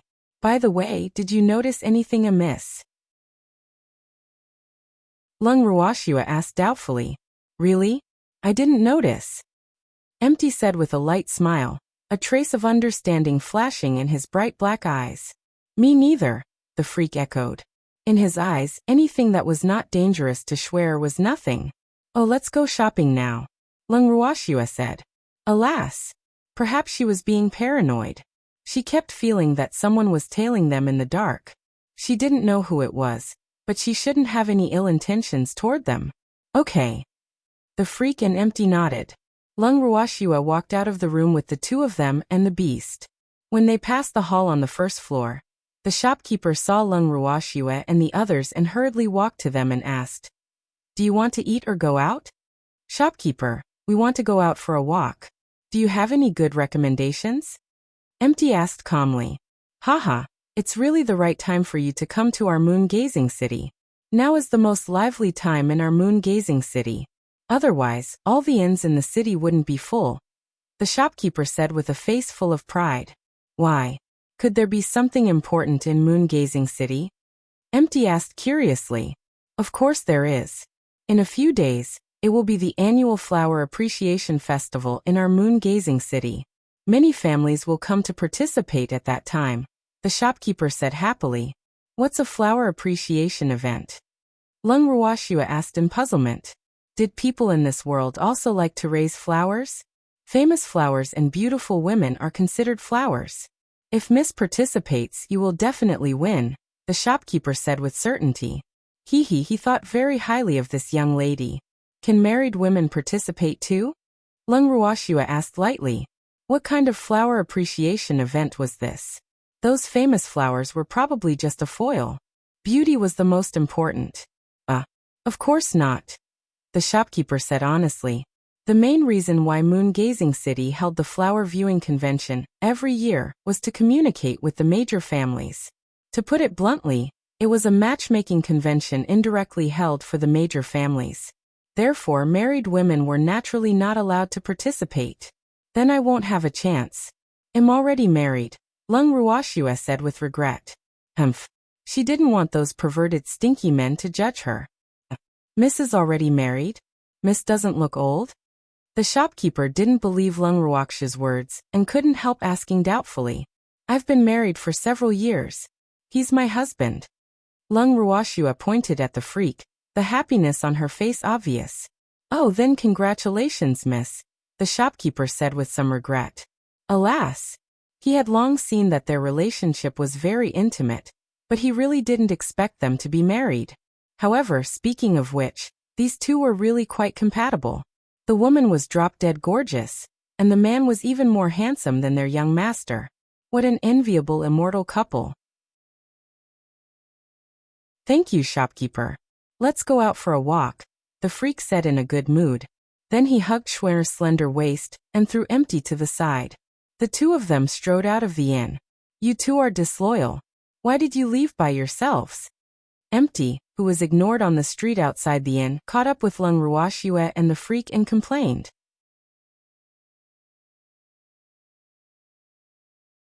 Chapter 589. A case caused by a dessert 3. You're a light bulb. Stay away. Don't interfere with the sweetness between us husband and wife. The freak hugged Lung Ruoxua and looked at Wayless with disdain. Are you married? Empty rolled his eyes and asked speechlessly. TCH, didn't you hear what Schwen said?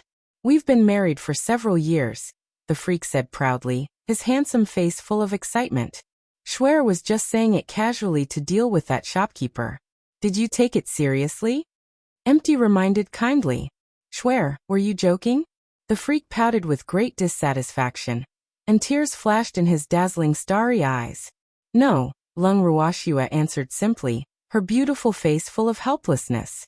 However, since she had already locked onto the freak, there was naturally no need to deny it. See, the freak was smug. The stunning smile on his handsome face made heaven and earth lose color. Schwer is just coaxing you. Empty deliberately retorted.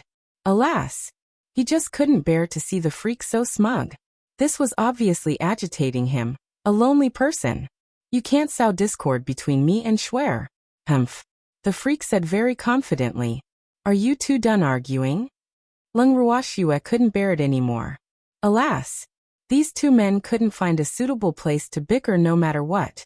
Two peerless handsome men arguing on the streets would attract many people to watch. We didn't quarrel. The freak and Empty immediately said as if the two men who were fighting like chickens just now had nothing to do with them. Let's leave this place quickly. Lung Ruoxua didn't expose them and said directly. Alas! The three of them had already attracted many strange gazes now. She didn't want to be surrounded by others. Oh, then let's go quickly. Empty also felt that something was amiss and hurriedly urged. Schwer, which way should we go? The freak asked as he looked at the roads on both sides. Empty. Lung Ruoxua stared at Empty and asked. Don't look at me. I don't know either. The changes on the continent are too big now. I don't know many places anymore. Empty shrugged and said helplessly. Boo. How could this be? Then let's go to the right. Lung Ruoxua said after some thought. They had found this inn from the left when they came, and they had not turned to the right yet. Yes. The freak and Empty nodded slightly in agreement. After deciding, the three of them walked toward the right street. Little Snowy, I smell something delicious. Hurry up and eat. Icy, which was lying in Lung Ruoxia's arms, suddenly opened its ice-blue eyes and said impatiently after walking for a while. You glutton. You just finished eating lunch, and you still want to eat now? Can you be a little more promising? Lung Ruoxua said speechlessly. Icy should have eaten a lot of delicious things. How could it be seduced by the food outside? She really couldn't understand. I'm hungry. Little Snowy, this smell is really fragrant. Let's pay for it. Icy pleaded pitifully. All right. Lung Ruoxua really couldn't bear to refuse seeing the pleading in Icy's blue eyes. Alas! She had always been helpless against cute beasts. Schwer, the fragrance should be coming from there. Empty pointed at an inconspicuous road. Okay, let's go take a look. Lung Ruoxua said. The freak and Empty nodded, and the three of them and the beast followed the scent toward the trail. The road was not long, and there was only one shop at the end. At this moment, many people had gathered outside the shop. Almost everyone stretched their necks as if they were waiting for something. Lung Ruoxua looked up at the plaque. So this was a shop that specialized in selling snacks. The crowd outside the door were actually waiting to buy snacks. It was probably not easy to see the scene of queuing on the boundless heaven continent. Little Snowy, let's line up quickly. Icy said anxiously.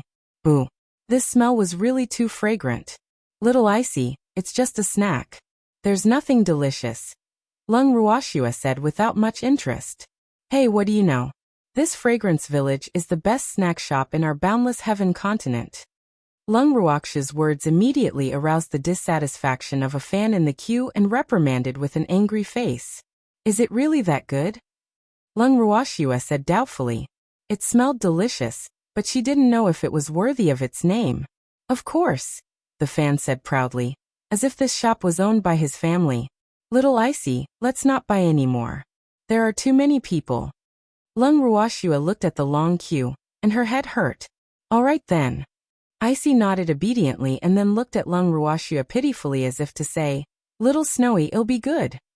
I'll cook for you when we get back. Lung Ruoxua sighed helplessly. Yes, yes. Icy immediately nodded happily. Hee, this was what it was waiting for. In fact, to be honest, the snacks in this shop might not be as delicious as Little Snowy's. However, little Snowy was too lazy to make them. Therefore, it had to make do. Who wanted the snacks outside now that little Snowy was willing to make them? Then let's go. Lung Ruoxue turned to the Freak and Wayless. Yes. The Freak and Empty nodded. The three of them turned and were about to leave when they were stopped by a man who walked out of the shop. Miss, please wait. The man hurriedly ran to them when he saw Lung Ruoxue and the others leaving. What's the matter? Lung Ruoxue was a little puzzled, not knowing why this middle-aged man who looked like a steward stopped them. Miss, these are our Floating Fragrance Village's signature snacks. I'll give them to you to try, the middle-aged man said very politely, and then handed over the boxes of snacks in his hand. Thank you for your good intentions, but we don't need it anymore, Lung Ruoxue said very cautiously. As the saying went, one's mouth was short when eating. She was not related to this shop, so she didn't dare to casually accept the things they gave her. Miss, my young master asked me to give it to you to try. I can't explain it if you don't want it, the middle-aged man said awkwardly.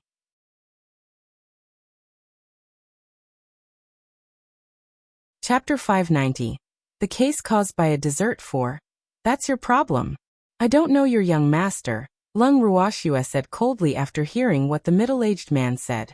Then she gave the Freak and Empty a look, and the three of them left without looking back. After Lung Ruoxue and the others left, the middle-aged man looked at the snacks he didn't give away and sighed softly before returning to the shop to report. In a room in Fragrance Village. Young master, that young lady refused. The middle-aged man braced himself and said, alas! He knew the young master's temper very well. He didn't do the things the young master ordered this time, and he didn't know what kind of punishment he would receive. Got it. Go out. The young master said softly. Yes. The middle-aged man was stunned for a moment, but he quickly reacted and hurriedly said, who the young master actually didn't punish him. It was too unbelievable. Thinking of this, he hurriedly retreated. It's so rare that you're not angry. Another young man in the room couldn't help teasing. The man who spoke was about 20 years old. He was handsome, refined, and had an extraordinary temperament. His beautiful eyes were warm like jade, and they were so gentle that they seemed to melt people. He was a mystic monarch even though he was very young. He was currently looking at another man with a spurious smile. What's there to be angry about? I'll only be angry if she takes it, the teased man said nonchalantly. The her he was referring to was naturally Lung Ruoxue. Your way of thinking is really abnormal. Which man doesn't want the woman he likes to like his gift? The young man said in puzzlement. Those are just a few boxes of snacks. They're not considered gifts. Luofei, it's your thinking that's strange. The man said. Perhaps. Alas. The gift from the mighty young master of the Guan Yu family was actually refused for the first time. Hee, if your admirers knew about this, they would be so sad. The man named Luofei teased happily. Alas. His limelight had been suppressed by Guan Yu since he was young. He finally saw him embarrassed today. It was really satisfying. I told you that's not a gift, Guan Yu whispered through gritted teeth. Alas. Luofei finally saw him being the joke today. How depressing. 0. Find out their whereabouts. Guan Yu ordered the void. However, no one answered. What answered him was a light breeze. After the three of them left Fragrance Village, they arrived at the busiest street in Moon-Gazing City. It was not evening, but the street was already crowded and crowded. Haha, as expected of the busiest place in Moon-Gazing City. How lively. Empty couldn't help exclaiming as he looked at the pedestrians walking around. Yes, Empty, let's leave this place quickly, Lung Ruoxue said helplessly. There were too many people on the streets, and many people were already surrounding them and criticizing them. Wow, that woman is so beautiful. Yes, I will definitely vote for her if she participates in the flower viewing convention. Those two men are so handsome. If I can marry one of them, I can die happy. The one who said this was obviously a love-struck fool. You don't even deserve to carry his shoes. Another woman's disdainful voice immediately sounded just as the love-struck fool finished speaking. Wang Xiaohua, who are you saying isn't worthy? Am I not worthy? Why don't you take a look at your character in the mirror? The love-struck fool immediately roared like a shrew. At least I look better than you. The woman called Wang Xiaohua roared back, unwilling to be outdone. The two of them directly quarreled on the streets. Immediately, the gazes of the pedestrians on the streets turned from Leng Ruoxue and the others to the two of them, and watched the commotion excitedly. The discussions of the pedestrians on the street and the argument of the two women entered Leng Ruoxue and the others' ears without missing anything. Their gazes collided, and then they turned back the way they came very tacitly. Swear, let's go back to the inn quickly. The people of Moon-Gazing City are really too terrifying. Empty said with a face full of fear, especially when he thought of the woman who said that she wanted to marry him or the freak. The hair on his body stood on end from fright. Haha, men are really a source of trouble. However, that woman can only marry you if she wants to marry. Leng Ruoxue teased with a light smile. Hee, it was rare to see Empty being embarrassed. She was really too happy. Why? Empty asked foolishly. Because I'm Schwer's. The freak looked at Wayless like he was looking at an idiot, his handsome face full of pride. Hee, it was good to be a man with an owner, his safety was guaranteed. Don't be smug. Schwer is also a disaster. Empty reminded. What do you mean? Schwer is mine. I'll kill whoever steals her. The freak roared furiously. Anyone who dared to snatch a woman from him would be eliminated. The person who brought snacks to Schwer just now seems to be some young master, right? Empty asked, his handsome face full of schadenfreude. So what? My Schwer is so beautiful. It's normal to be secretly liked by some self-indulgent men. The freak said without jealousy. In fact, he had already made up his mind. It would be good if he could retreat in the face of difficulties if he dared to snatch Schwer from him. However, if he refused to realize his mistakes, then don't blame him for being ruthless. He would destroy whoever robbed him. You're actually not jealous. Empty said with a face full of surprise as if he had discovered a new continent. This was really too abnormal.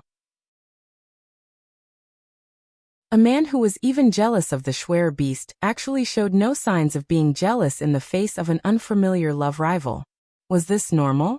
TCH, if I'm jealous of a stranger, that doesn't matter. Wouldn't I be jealous to death a long time ago? The freak said confidently. In fact, the reason why he was not jealous of strange men was because he knew that Schwer would not fancy other men casually. Thinking back, how many plans did he think of when he stuck to Schwer? In the end, he realized that Schwer was at her wits' end when pretending to be pitiful to the people or beasts around her. Therefore, he finally relied on Schwer without letting everyone down. That makes sense. Empty nodded in agreement. It seemed like he didn't know this freak very well.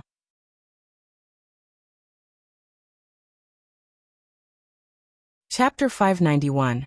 The case caused by a dessert 5. Of course it makes sense. By the way, Schwer, where are we going? The freak asked very proudly. Let's go back to the inn. Let's eat something in the hall. And then go back to our rooms to rest. Leng Ruoxue said after some thought. The food in the space was incomparably delicious, but she still wanted to try the local delicacies everywhere. Okay. I'm hungry. Icy nodded in agreement. You're a foodie. Leng Ruoxue was a little helpless. Why didn't Icy eat or sleep? Food is everything to the people.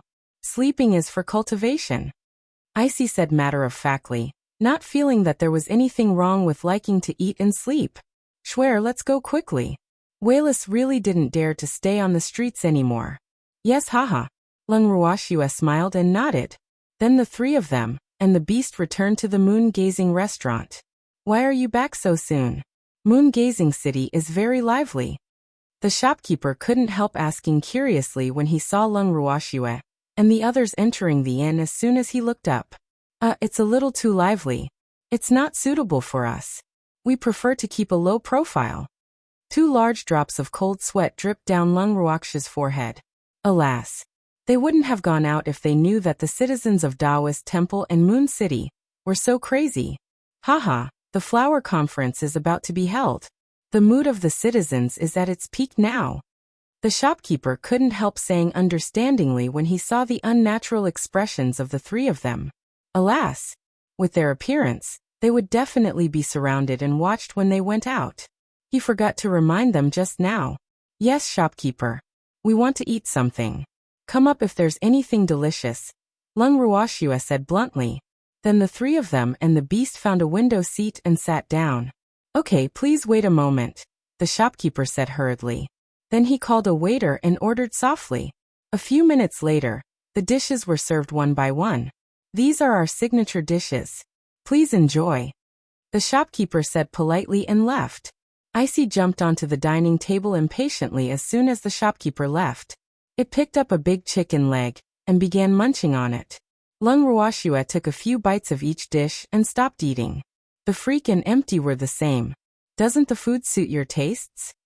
The shopkeeper couldn't help asking in puzzlement when he saw Lung Ruoxue and the others casually eating a few mouthfuls of food. No, we're not too hungry, Lung Ruoxue said helplessly. Alas! It seemed that in the shopkeeper's eyes, the three of them were not satisfied with the dishes of moon-gazing restaurant other than Icy. Oh, the shopkeeper answered gloomily. Alas! It seemed like no one was hungry except for the puppy, which was starving and eating happily.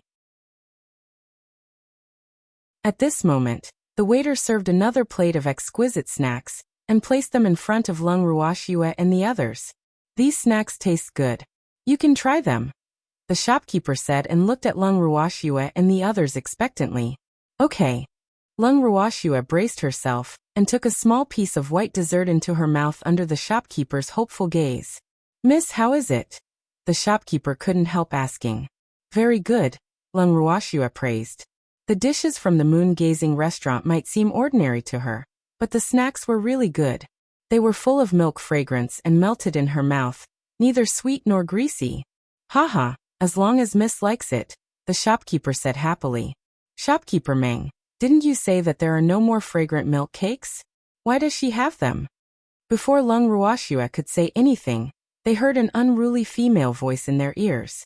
Lung Ruoxue looked in the direction of the voice and saw a woman in red standing at the staircase.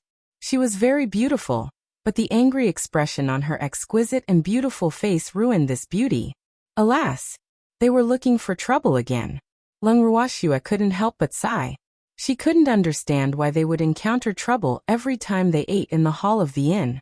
No, this is the last plate. It was specially reserved for Miss Lung, the shopkeeper said honestly. He couldn't help frowning slightly and hiding the disgust in his heart. Miss Lung? What Miss Lung? Don't think you can be related to the Lung family just because your surname is Lung. The woman in red roared at Lung Ruoxue with contempt, but the jealousy in her eyes revealed her thoughts. Did I say that I'm related to the Lung family? The Lung family is the Lung family, and me, Lung Ruoxue said with some displeasure. It was very unbecoming of her to bicker with such a crazy woman. However, that woman actually involved the Lung family. How ridiculous. The last thing she wanted was to be related to the Lung family. I don't think you have anything to do with the Lung family, the woman in red said very proudly. Then she glared fiercely at the shopkeeper and roared furiously. Do you know who I am? You can stay if you want to. Why should she? Miss Wuxia, Miss Lung is the noble shop of our inn. She lives in a luxurious suite, the shopkeeper said indifferently without even looking up. Luxurious suite? I don't believe it. Can she afford to stay in it? Wuxia didn't believe the shopkeeper. In her opinion, the shopkeeper was obviously making excuses for the woman who snatched her milky fragrance cake. In her eyes, Lung Ruoxue couldn't afford to stay in such an expensive guest room because she couldn't bear to. I can't do anything if Miss Wu doesn't believe me, the shopkeeper said nonchalantly. Did Wuxia really think that the position of the future young master and wife of the Guanyu family was fixed on the board? One had to know that anything could change at any time. Damn it, what's with your attitude? Wuxia said very angrily, and she couldn't help cursing in her heart. He was just a shopkeeper, but he actually dared to treat her like this. When she became the young madam of the Guanyu family, the first person she would deal with would be him. Miss Wu, of course I'm treating you like a guest, the shopkeeper said nonchalantly. Do you know who I am? How dare you treat me as a guest? Wuxia asked again angrily.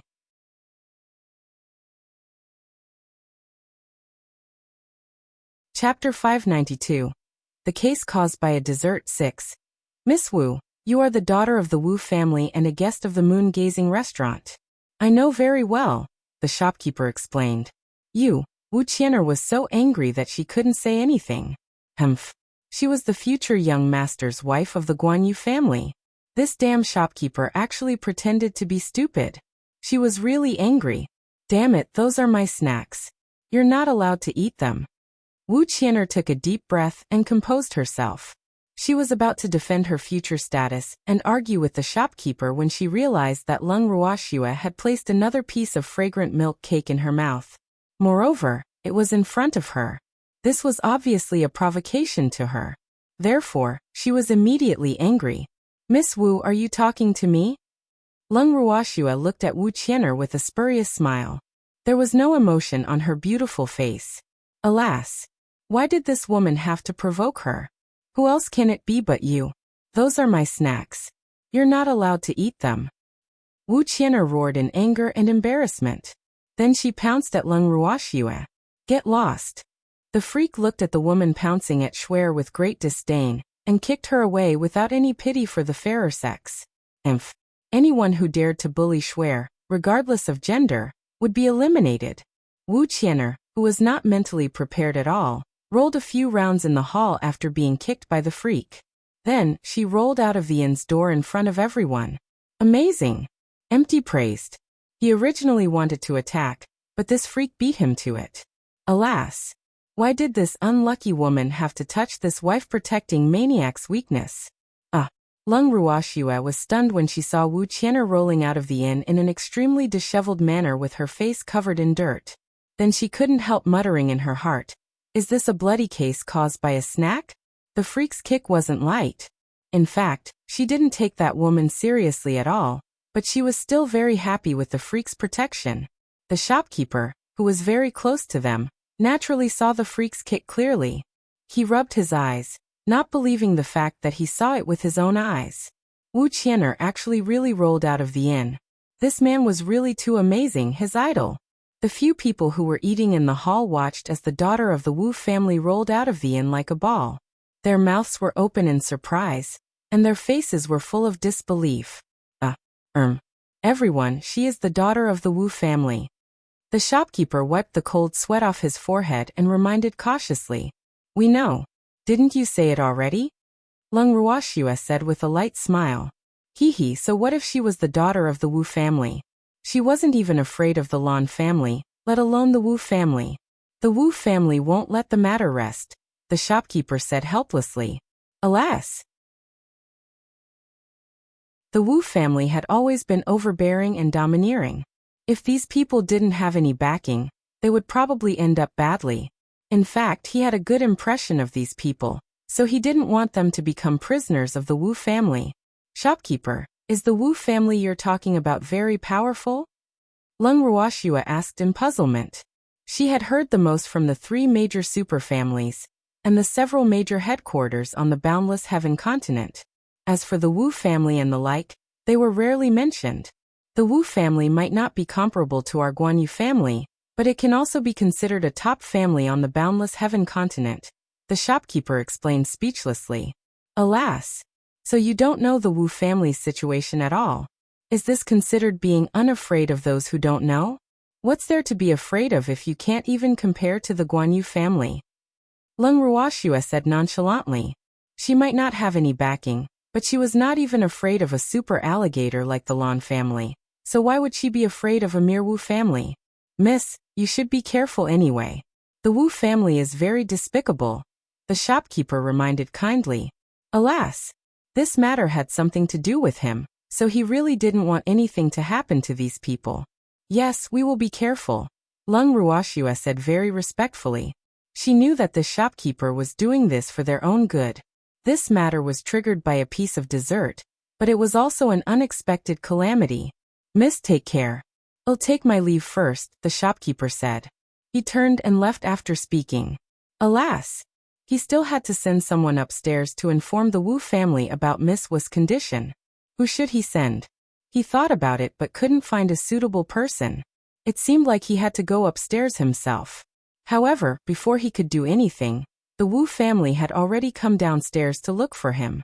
"Shopkeeper, have you seen my young miss?" A young woman who looked like a maidservant walked to the shopkeeper, bowed, and asked softly, "Didn't see her? Did Miss Wu go downstairs?" The shopkeeper lied through his teeth. He hadn't thought of what to say yet. "Yes. Miss said she wants to take a look downstairs," the maidservant said shyly. "I'm sorry. I was busy just now and didn't notice if Miss Wu went downstairs. Why don't you ask the other waiters?" The shopkeeper suggested with a very natural smile on his face. No one would suspect that he was lying through his teeth. The maidservant's gaze turned to the waiters in the hall. However, before she could ask, the waiters took the initiative to confess. "We didn't see Miss Wu either." "Oh, then where did Miss go?" the maidservant murmured without suspicion. Then she walked out of the inn. Lung Ruoxue couldn't help looking at the shopkeeper and the waiters in amusement when she saw this scene. She thought to herself, alas! How unpopular was this Miss Wu. No one was willing to tell the truth. Little Snowy am full. Icy lay on the table with its 4 legs facing the sky after eating. Its little stomach was bulging. Oh, it was so full, it needed someone to carry it.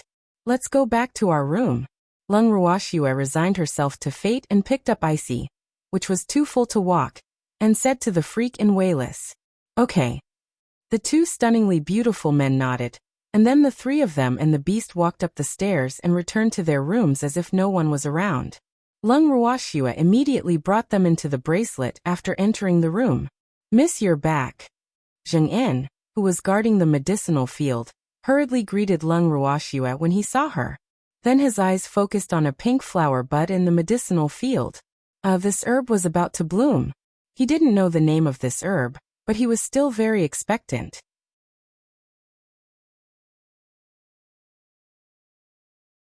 Chapter 593, Being Kicked Out 1. "Yes, Zheng-un.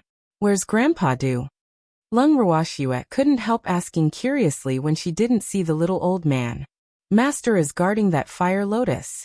I heard from Blackie and Little Black that the fire lotus is about to bloom too," Zheng En said.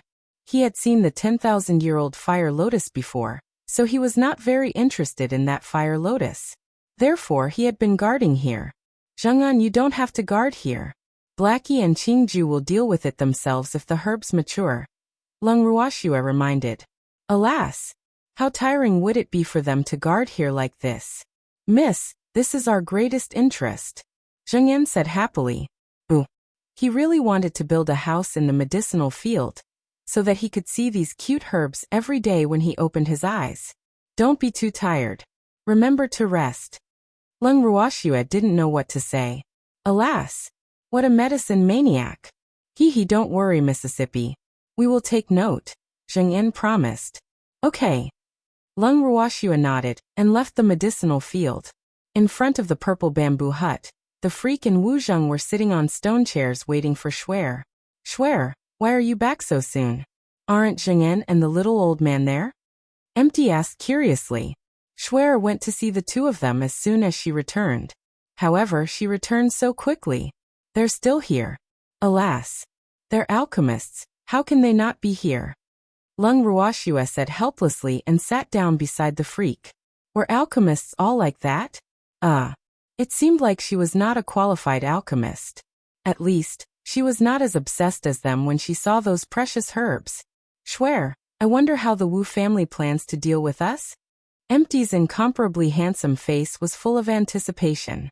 "Have you been too free recently? Do you want to exercise?" Lung Ruoxue said speechlessly.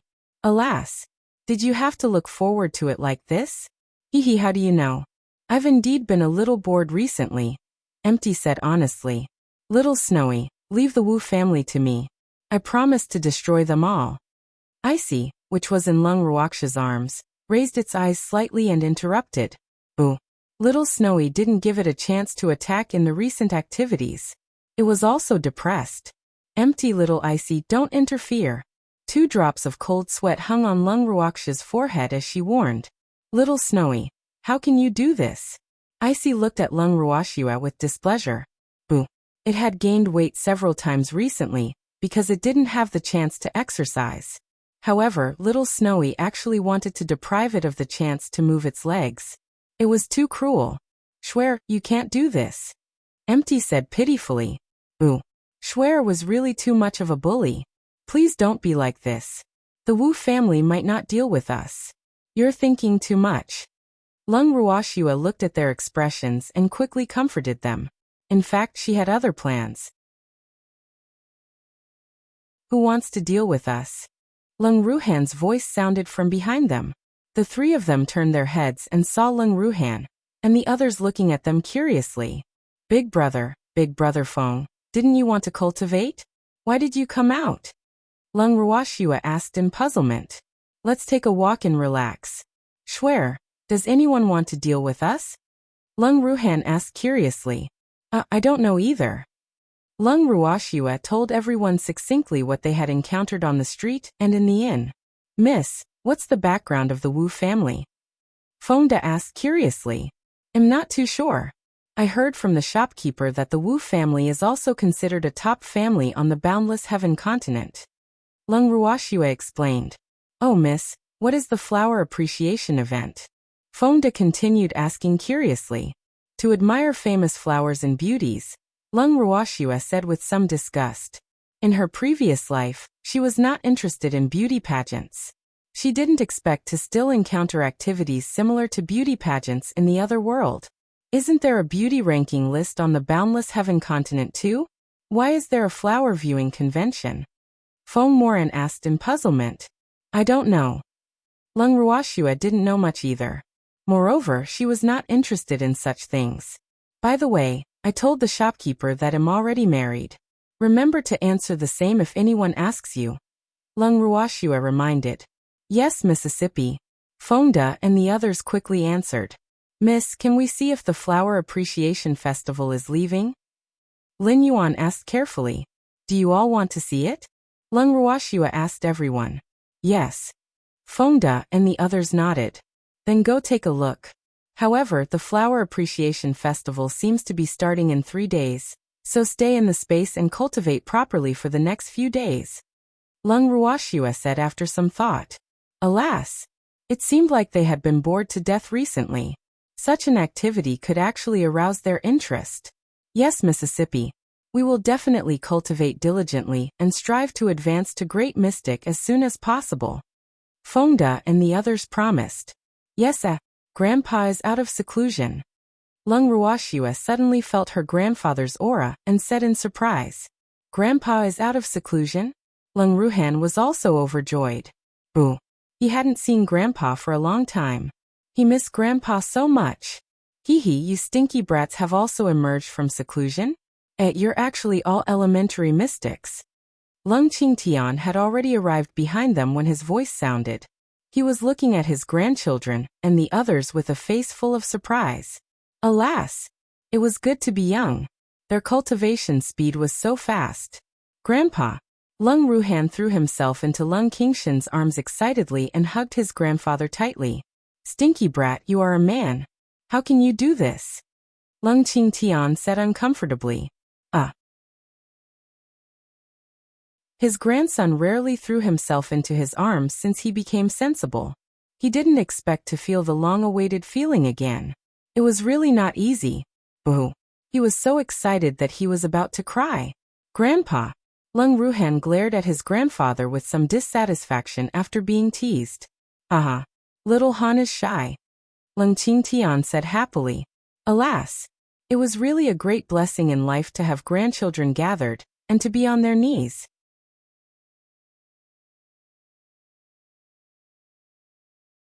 Chapter 594. Being kicked out too. Grandpa, congratulations on breaking through. Lung Ruoxua also walked to her grandfather, and said happily. Schwer, your brother gave me a hug. Why didn't you give me one? Lung Qingtian said unpleasantly.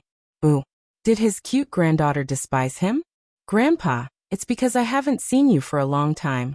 Lung Ruoxua said helplessly and gave Lung Qingtian a big hug. Alas! Grandpa actually threw a tantrum. That's more like it. Lung Qingtian was so beautiful after being hugged by his granddaughter. Schwer, are those old things out yet? Lung Qingtian continued asking after being satisfied. They haven't come out yet. Grandpa was the first to come out. Lung Ruoxue said. Hee, they're so slow. Lung Qingtian said proudly. Grandpa, I'll bring you to a place to advance first. Lung Ruoxue said speechlessly. Alas, Grandpa was really becoming more and more like a child. He actually compared such things. Just go to the place where you advanced last time. Lung Qingtian suggested. Grandpa, we are no longer in Myriad Mountain City, Lung Ruoxue explained. Where are we then? Lung Qingshan's face was full of question marks. He hadn't been in seclusion for long, right? Why did he leave Myriad Mountain City so quickly? This is Moon-Gazing City, Lung Ruoxue said. Oh, swear, then bring Grandpa to a place to advance. Alas, Grandpa's cultivation level is much lower than yours now. Lung Qingtian pretended to be sad. He felt that his granddaughter's strength was even more unfathomable after coming out of seclusion this time. And her aura was even stronger. Grandpa, you will be like me after you advance, Lung Ruoxue quickly comforted. Swear, what's your current cultivation level? Lung Qingshan's face was full of curiosity. He should ask since he couldn't tell. Mystic Monarch. What? A Mystic Monarch? How did you cultivate so quickly? Lung Qingtian was so surprised that his mouth couldn't close. This was too unbelievable. He had only been in seclusion for a while, but his granddaughter had actually become a Mystic Monarch. What kind of abnormal cultivation speed was this? It was too shocking. At this moment, he had long forgotten about obtaining the silver snowfish. Haha, Grandpa, you know how to do it too, Lung Ruoxue said mysteriously. I still have a long time, Lung Qingtian said gloomily. Boo. He originally thought that he could have the same cultivation level as his granddaughter after exiting seclusion. However, he realized that he was falling behind again after exiting seclusion. This was a huge blow to him. It won't take long. Lung Ruoxue smiled evilly. Hee, looks like Grandpa has forgotten about the existence of the silver snow pill. I'll take it as a surprise for him later. I hope so. Lung Qingtian was a little down, but he still forced a smile. Lung Ruoxue looked at her grandfather's expression and knew that he was complaining again. However, she planned to give her grandfather a surprise, so she naturally wouldn't tell him about the existence of the silver snow pill now. Lung Shui brought the freak out of the bracelet and left the inn. She found an uninhabited corner, summoned the little peacock and Lung, and got Lung Ling to cast an invisibility spell on them before sitting on the little peacock and leaving Moon-Gazing City.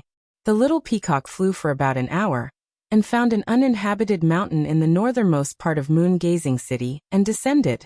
Master, this should be the most desolate mountain near Moon-Gazing City, the little peacock said softly. Yes, this will do, Lung Ruoxue said and moved her grandfather out of the bracelet. After coming out, Lung Qingtian looked at his surroundings, found an open space, and sat cross-legged. Then he let out his beasts. After a long while, the heaven-earth laws advanced as scheduled. About half an hour later, Lung Qingtian completed his advancement and officially became a great mystic. Immediately after, heaven and earth laws descended, and his beasts advanced individually. After a while, the heaven-earth laws slowly dissipated, and the advancement was temporarily over. Grandpa, eat this. Lung Ruoxue, who had been waiting by the side, brought a silver snow pill to Lung Qingtian when she saw that her grandfather had already adjusted his breathing. Okay. Lung Qingtian took the pill from his granddaughter and threw it directly into his mouth without thinking. Then he closed his eyes to regulate his breathing. However, he felt that something was amiss after a while because the spiritual energy in the pill was really too abundant. Moreover, he even felt the precursor to advance. Swear, what did you feed me? Lung Qingtian couldn't help asking and carefully controlled the rampaging spiritual energy in his body. Silver snow pill, Lung Ruoxue said with a light smile. Ah, bad girl, why didn't you tell me earlier? Lung Qingtian roared angrily. He had already remembered the effects of the silver snow pill. Boo. He was about to advance again without any mental preparation. The heaven-earth laws descended on this desolate mountain again, just as Lung Qingtian finished complaining.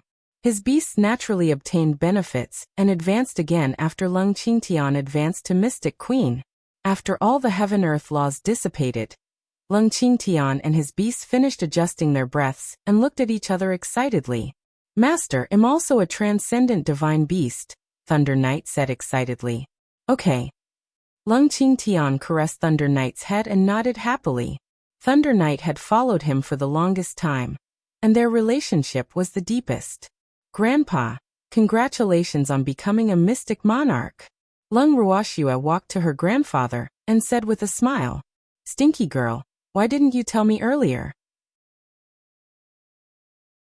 I wasn't prepared at all, Lung Qingtian said with dissatisfaction, his handsome face full of bitterness. Hee, Grandpa, I just wanted to give you a surprise. Lung Ruoxua hugged her grandfather's arm coquettishly. Humph, you're a bad girl. How dare those stinky brats hide from me? I won't let them go. Lung Qingtian said fiercely. Grandpa, we all wanted to give you a surprise. How can you blame us? Lung Ruoxua pouted her pink lips slightly and said aggrievedly.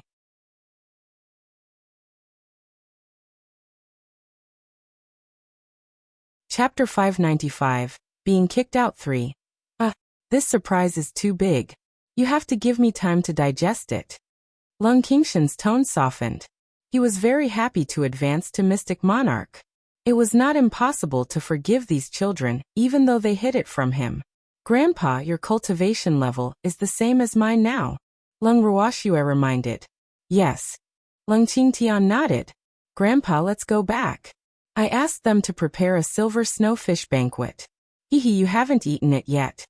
Lung Ruoxua said ingratiatingly, hoping to divert Grandpa's attention. Stinky girl, Grandpa can't blame you, but don't even think about running away from those stinky brats, Lung Qingtian said. He couldn't bear to hit and scold his precious granddaughter, but he didn't have so many qualms about those stinky brats. Miss, we did it for you. You can't leave us alone.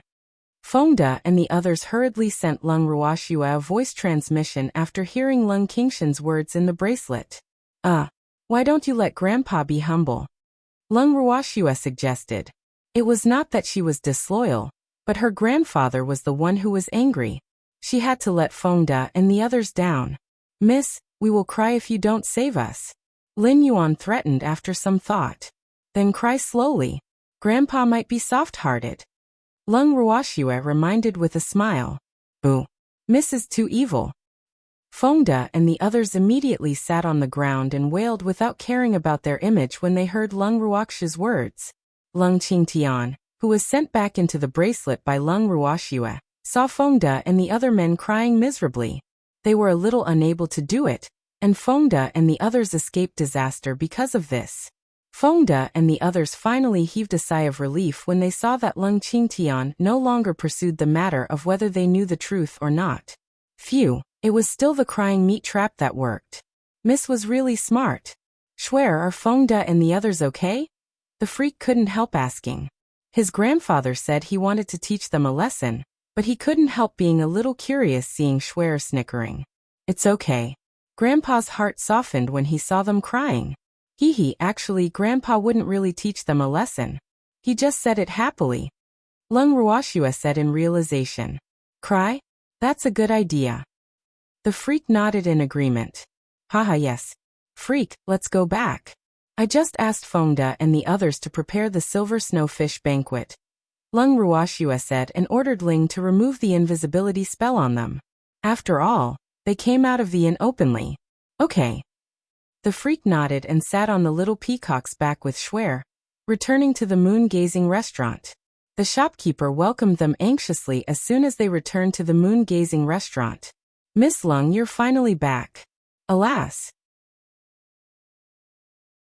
The shopkeeper sighed and looked at Lung Ruoxua awkwardly. Shopkeeper, what's the matter? Lung Ruoxua asked in puzzlement.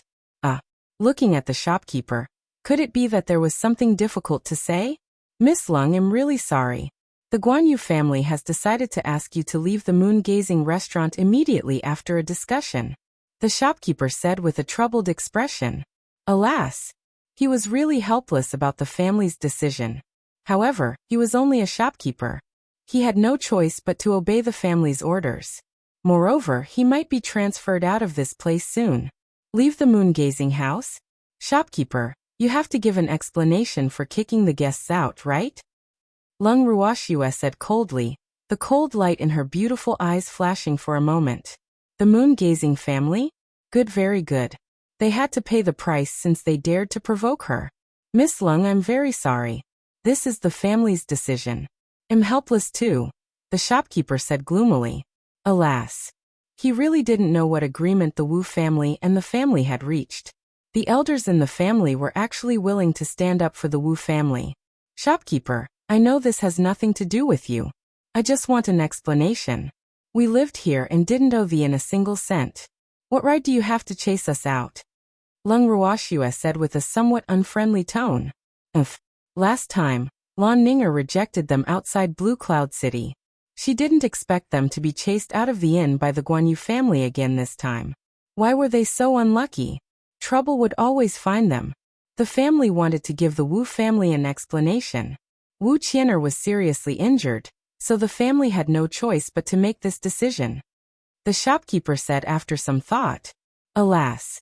He didn't want to become enemies with Lung Ruoxue and the others because of this matter, so he pushed the blame onto the Wu family. Shopkeeper, do you think I'm a 3-year-old child? The Wu family's strength is far inferior to the Guanyu family's. You said it yourself. I didn't expect the Guanyu family to actually have to give an explanation to the Wu family. It's really too unbelievable. Lung Ruoxue's beautiful face was full of mockery. It was most likely that the Guanyu family had some shameful deal with the Wu family. Otherwise, it wouldn't be like this. The Wu family and the Guanyu family are old friends, so we have to give them an explanation, the shopkeeper said awkwardly. What about my explanation?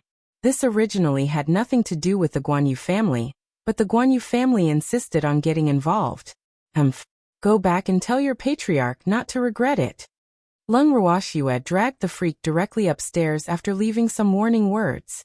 After returning to her room, Lung Ruoxue moved her brother and the others out of the bracelet. Shuer, what should we do now? Lung Ruhan asked worriedly. Alas. He was really afraid that Shuer would be angry because of such a small matter.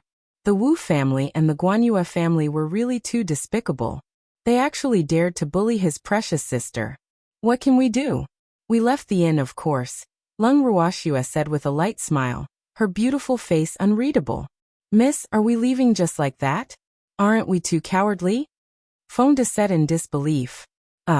When did Miss become so easygoing? We've already been kicked out. If we don't leave now, we might be chased out later, Lung Ruoxue said helplessly. In that case, let's leave quickly. Otherwise it will be too embarrassing if we are really chased out. Empty said with a light smile, his incomparably handsome face without any worry.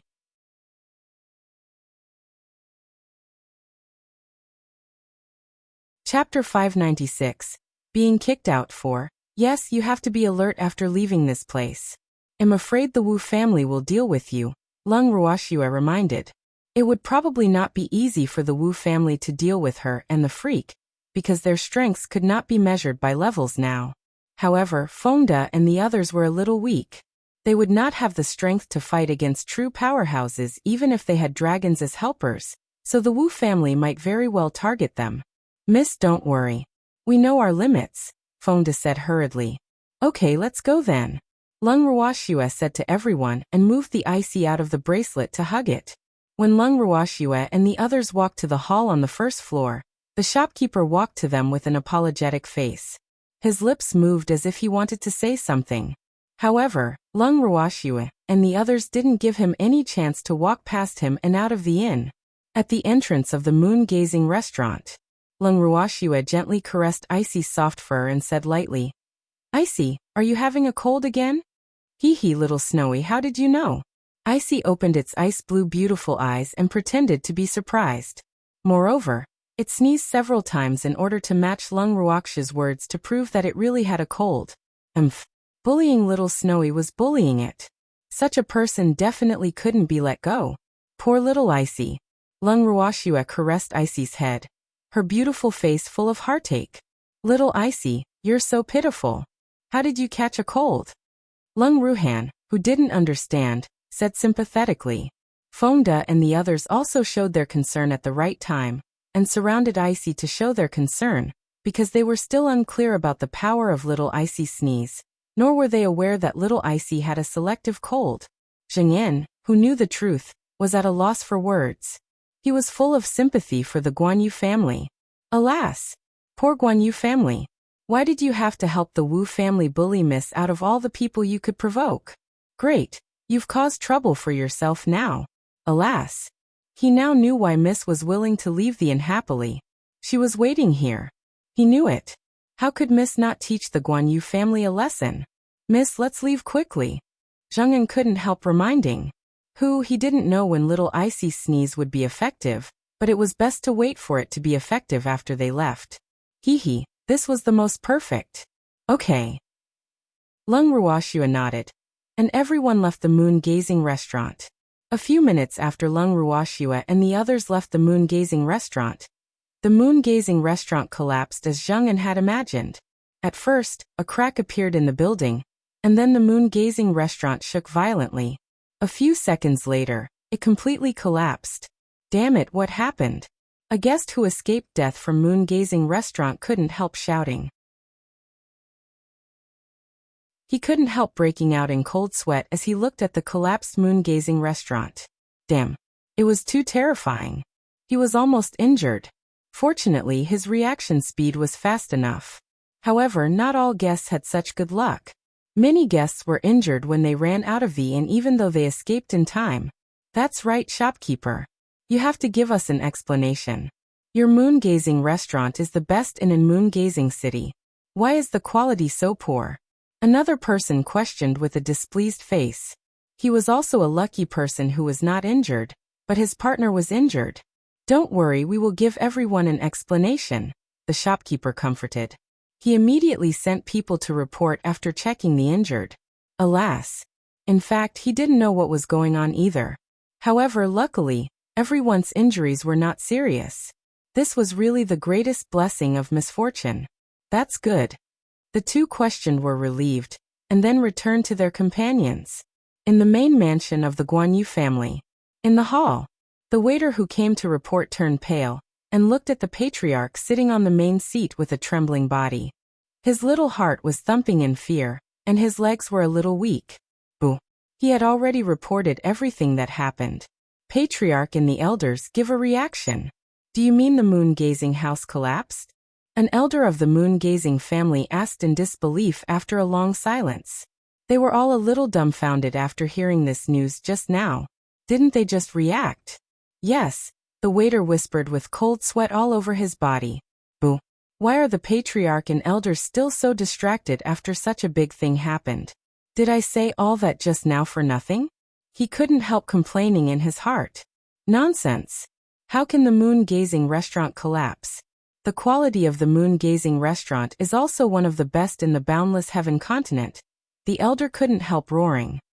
He didn't believe the waiter's words at all because in his heart, it was impossible for the moon-gazing restaurant to collapse because of the quality problem. Fifth elder, it really collapsed. All the guests in the shop are sleeping on the streets now. Many people are injured, but luckily no one died, the waiter said carefully. First elder, send someone to take a look. You have to deal with them appropriately and calm them down. The flower appreciation meeting is about to begin. Don't let them have any dissatisfaction. The patriarch, who hadn't said a word, suddenly ordered. Yes, patriarch. Don't worry. I'll handle this matter myself. First elder stood up and promised. Then he turned and left the hall. At this moment, Lung Ruoxua and the others were already on another street adjacent to the moon-gazing restaurant. Lung Ruoxua caressed Icy's soft and satin-like fur and murmured, "It should be about time, right?" Hee. Icy smiled proudly. The human and beast's eyes collided, producing sparks of understanding, but it smiled without saying anything. Miss, we've been kicked out of the house, and the inns in moon-gazing city are full. Should we find a place to camp? Fengde couldn't help asking. Alas! He realized that Miss was actually so easygoing after coming out from seclusion for a period of time. She really left if she wanted to. She had to ask for compensation no matter what. Thinking of this, he felt a little depressed since he didn't know the truth.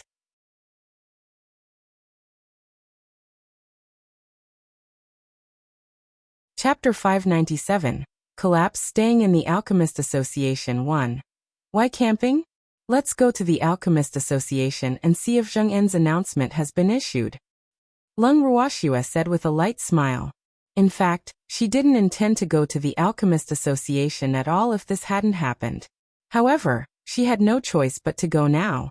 After all, the inn in Moon-Gazing City was full, and there were so many of them. They needed a temporary residence no matter what. Okay. Feng Da and the others nodded. Then they walked in the direction of the Alchemist Association, according to the markings on the map. After walking another 2 streets, Lung Ruoxue and the others arrived at the entrance of the Alchemist Association. The Alchemist Association of Moon-Gazing City might not be comparable to the headquarters of Carefree City, but just by looking at its tall and imposing appearance, it shouldn't be much worse inside. After all, alchemists were very rich. Go in, Lung Ruoxue said to everyone. Then she was the first to push open the door of the Alchemist Association and enter, the others following closely behind her. Hello everyone. Do you need to buy pills or do you want to participate in the test? The staff on the first floor of the Alchemist Association hurriedly walked forward and asked after seeing Lung Ruoxue and the others. We want to see the president. Lung Ruoxue took out a token and showed it to the staff. Please wait a moment. The staff couldn't help widening his eyes in disbelief after seeing the token Lung Ruoxue took out. He hurriedly said without delay and turned to go upstairs to inform the president. Miss, what brand is this? It's so useful? Feng Da looked at the token in Lung Ruoxue's hand and couldn't help asking with shining eyes.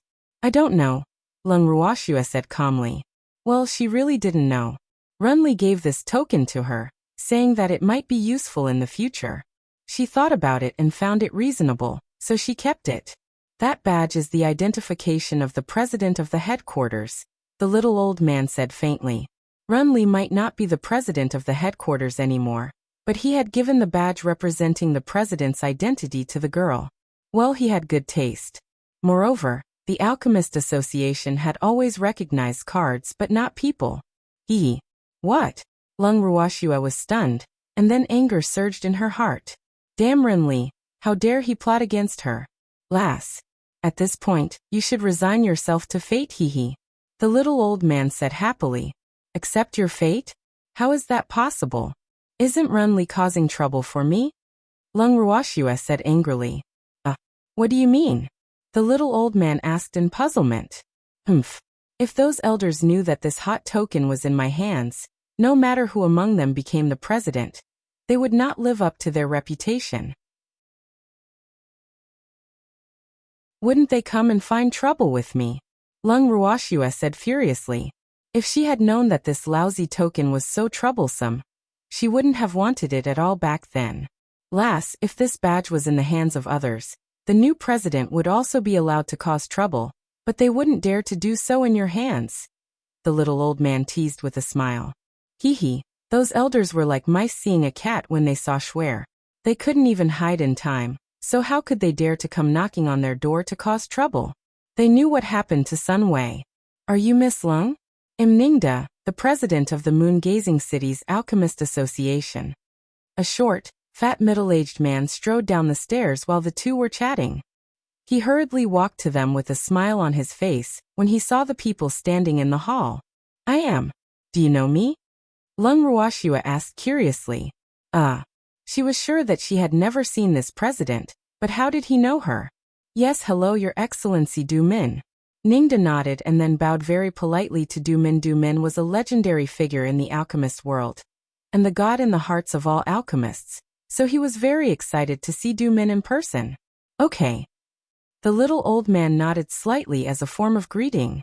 How do you know me? Lung Ruoxue looked at Ningda and asked in puzzlement.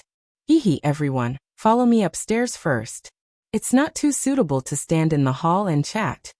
Ningda suppressed the excitement in his heart and pretended to be calm. Okay. Lung Ruoxue nodded. She really wanted to know how this president knew her. For some reason, she had a bad feeling. This way please, Ningda said respectfully. Everyone nodded, and then followed Ningda to the second floor. Hee everyone, this is my office. Come in and have a seat. Ningda said very warmly. His idol had arrived at his guild, and he was extraordinarily excited. Lung Ruoxue and the others found a random seat, and sat down after entering Ningda's office. President Ning, can you tell me now? Lung Ruoxue asked after sitting down. Miss Lung, it's like this. We received an announcement from the headquarters a few days ago.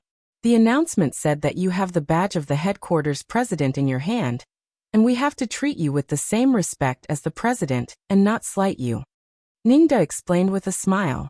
Can I take a look at the announcement? Lung Ruoxue asked, not knowing what the old fellows from the Alchemist Association said. Okay. Ningda took out the announcement from the headquarters and handed it to Lung Ruoxue. After Lung Ruoxue took the announcement, she opened it and took a few glances before feeling a little depressed. In addition to explaining Zheng En's matter, this announcement also said something about her, especially the last sentence to remind everyone from the various guilds to not provoke her. Let me see. The little old man looked at the expression on Lung Ruoxue's face doubtfully. Last reaction was so strange. Okay. Lung Ruoxue handed the notice to the little old man gloomily. She couldn't help thinking, am I really that scary? The little old man took the notice and looked at it carefully. After reading it, he sighed with emotion and said, these elders are quite sensible. 2 drops of cold sweat dripped down Ningda's forehead. He really didn't know how to answer His Excellency Du Min.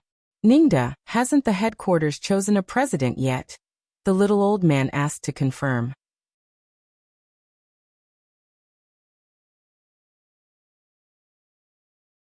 Chapter 598. Collapse, staying in the Alchemist Association too? No. The headquarters is now jointly managed by several elders until the future president has the time to manage it. Ningda looked at Lung Ruoxue cautiously. In fact, he knew a lot about these things, but he didn't dare to say anything in front of a certain someone. Haha, I'm afraid your future president won't be free. Tell those elders to keep them in check. The little old man said with a loud laugh. It seemed like those old things had different opinions, and were unwilling to let the other party be the president. Coincidentally, the token representing the president was in the girl's hand, so they stopped. After all, he had a deep understanding of their fear of Schwer. Ningda was a little speechless. How could he not agree? President Ning, we were chased out of the moon-gazing house. Arrange a place for us to stay. Lung Ruoxue was so depressed that she didn't want to talk about this matter anymore. She directly changed the topic and said to Ningda. Ningda was stunned. Did he hear it right? The Guanyu family had always respected alchemists. How could they chase them out? Could it be that their brains were damaged? One had to know that just His Excellency Du Min alone could not be hired with money. Moreover, there was also their Alchemist Association's future president. Are you surprised? Lung Ruoxue looked at Ningda's expression and asked teasingly. It's a little unbelievable. Ningda said honestly. It seemed like the Guanyu family's head was indeed damaged. Didn't they know that they could offend anyone but alchemists? President Ning, help us arrange a place to stay first. As for what happened, let my subordinates tell you. Lung Ruoxue said with a naughty smile. This was also a test for Ningda.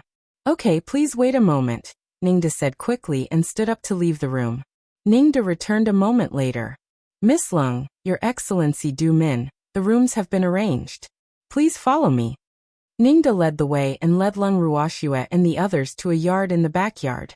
Miss Lung, this is the place. Ningda said after bringing Lung Ruoxue and the others into the yard. President Ning, thank you. I'm very satisfied with the house, Lung Ruoxue said very politely as she looked at the spacious and clean yard.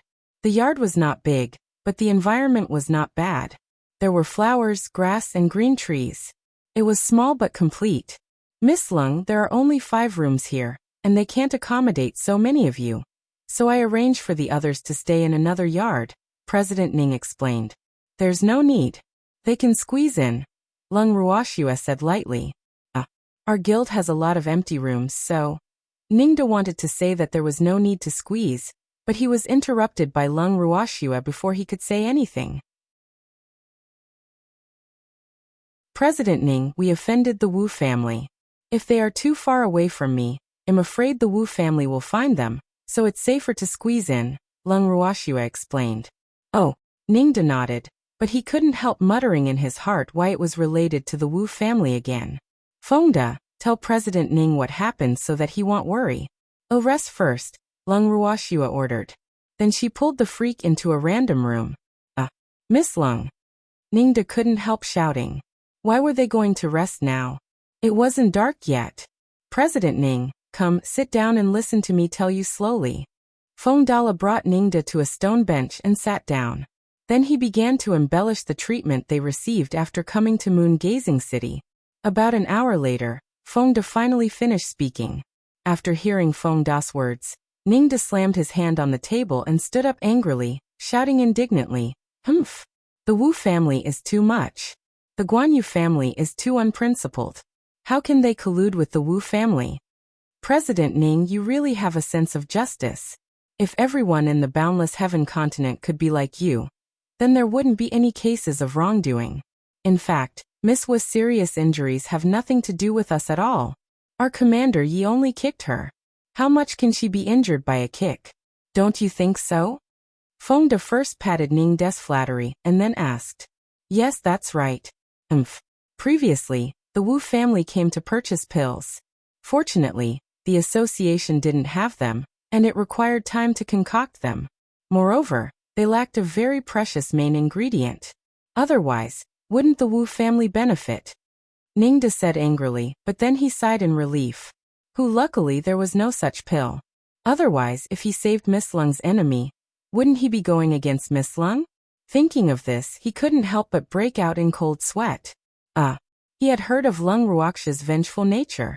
Otherwise, the high and mighty elders of the headquarters would not be so careful. They would also not order them to serve her carefully. Yes, President Ning, you are a righteous person. You can't help a tyrant. Fengde reminded very kindly. Who asked the Wu family and the Guanyu family to gang up and bully them. Miss Wu would have to suffer for a few more days without healing pills. Yes, everyone, don't worry. I know what to do. Ningde looked at everyone in the yard and promised. He stood up and left after speaking. Captain, you're so naughty. Lin Yuan said with a light smile. How am I bad? Fengde glared and said fiercely. Who was he doing this for? He actually said he was bad. He was really asking for a beating. Stop arguing. Hurry up and set up the tent. Do you want to sleep outside at night? Zheng En reminded them. His tent was already set up. He might not sleep inside at night, but he had to pretend. Okay, Fengde and the others answered and hurriedly started fighting. There was strength in numbers. After more than 10 minutes, the yard was full of tents, leaving only a small road for people to walk from the room to the door. In the room, Lung Ruoxue and the freak sat in the chairs. After hearing what Fengde said to Ningde just now, and seeing them neatly set up the tent, they couldn't help nodding with satisfaction. You're tuning in to the Li Mei's Wuxia Whispers YouTube channel. We're so grateful for your support, and don't forget to subscribe to join us on this incredible journey through captivating stories. Your generosity through donations truly makes a world of difference, as it's the primary source of revenue that allows me to expand and enhance this channel for you. Thank you from the bottom of my heart for being a part of this adventure.